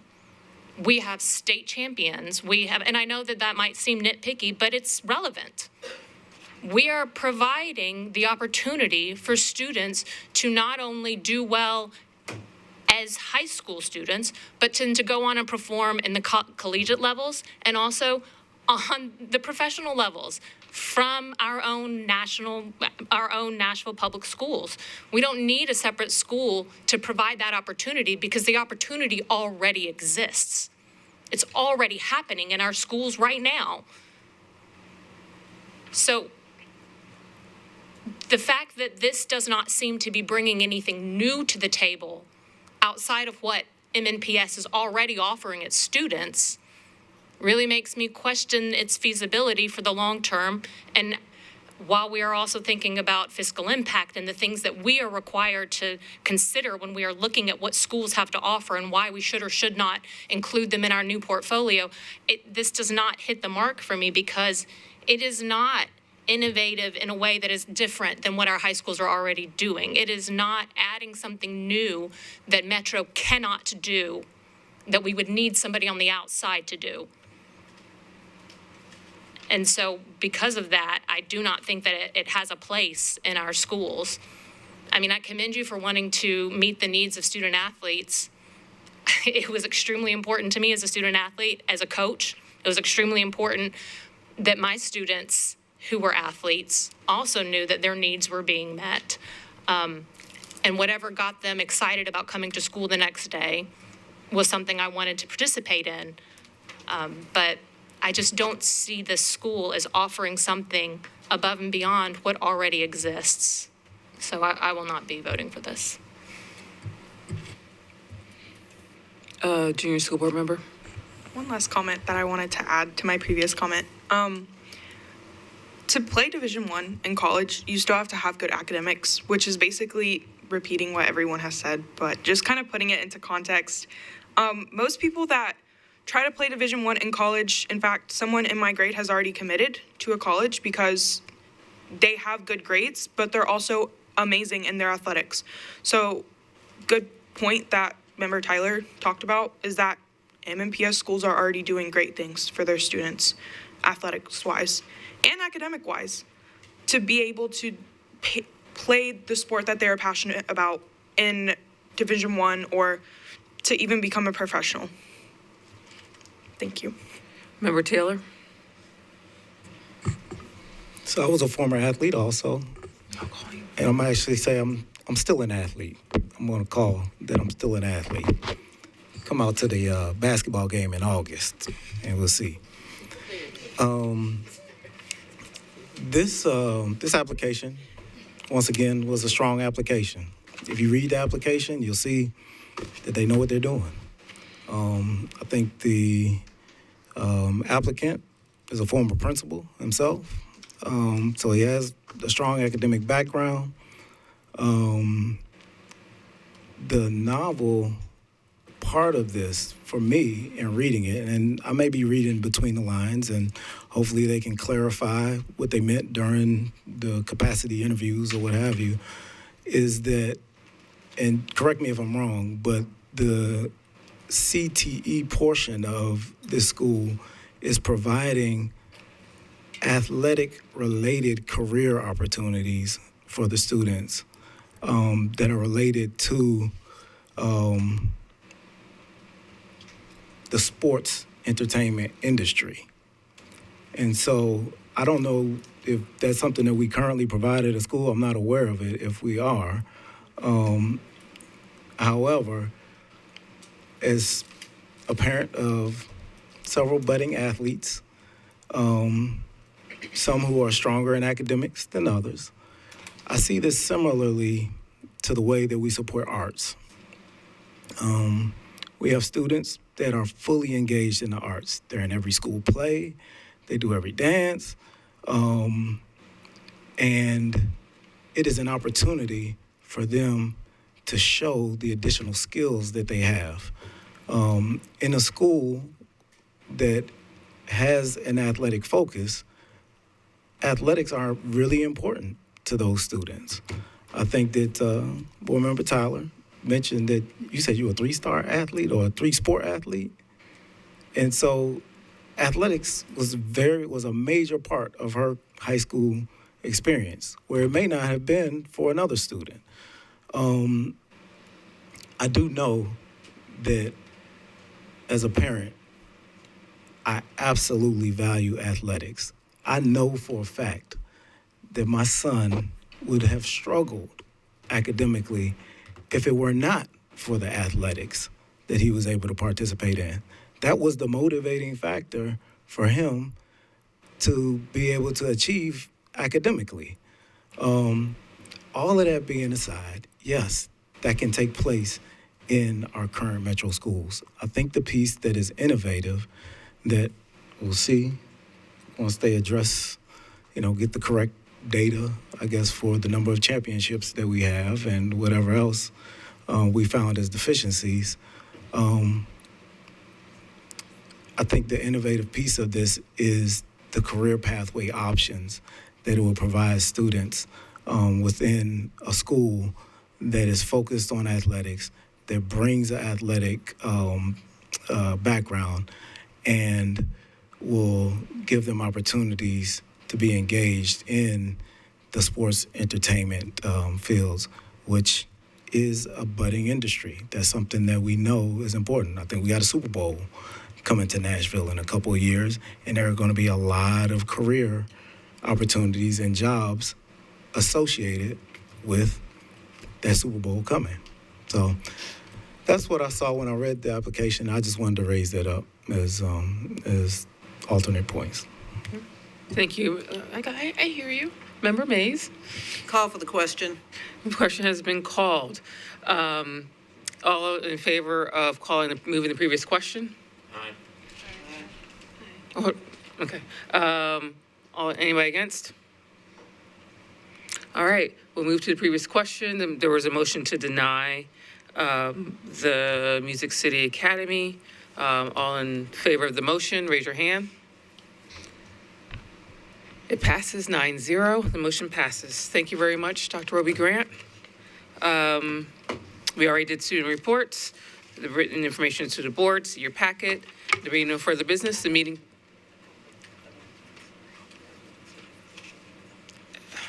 Make the announcement quick. Make it quick. It's really quick. Okay, so really quickly, just a couple of announcements. Just as a reminder, early voting is underway until Thursday this week. Get out, go vote. Also, congratulations again. We were entertained this evening by the Cane Ridge High School Rhythmic Ravens Marching Band. They also just won the Viewers' Choice Awards Grand Championship in Six Flags Over Georgia this past weekend, so congratulations to them. And this Thursday is the last day to submit student school board applications. All applications must be received by 5 p.m. this Thursday. That includes any supporting documentation that is required to be submitted with your applications. And finally, happy Bus Driver Appreciation Day. Today is Bus Driver Appreciation Day. And that is all. Thank you. Really quick, I'm going to do a proud auntie moment. I just wanted to wish my 8-year-old niece a happy birthday at Goodlettsville Elementary. Adelaide Beatty is her name, but she goes by Addie B. And I told her that I would do this, but I didn't. She's probably in bed now. But I told her that I would do this, and so I'm doing it. Happy birthday, baby. I love you. Happy birthday. Be no further business, means adjourn.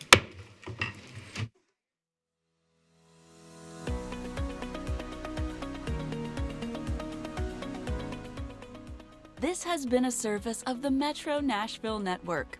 If you would like to see this presentation again, or for more information on this and other programs, visit nashville.gov.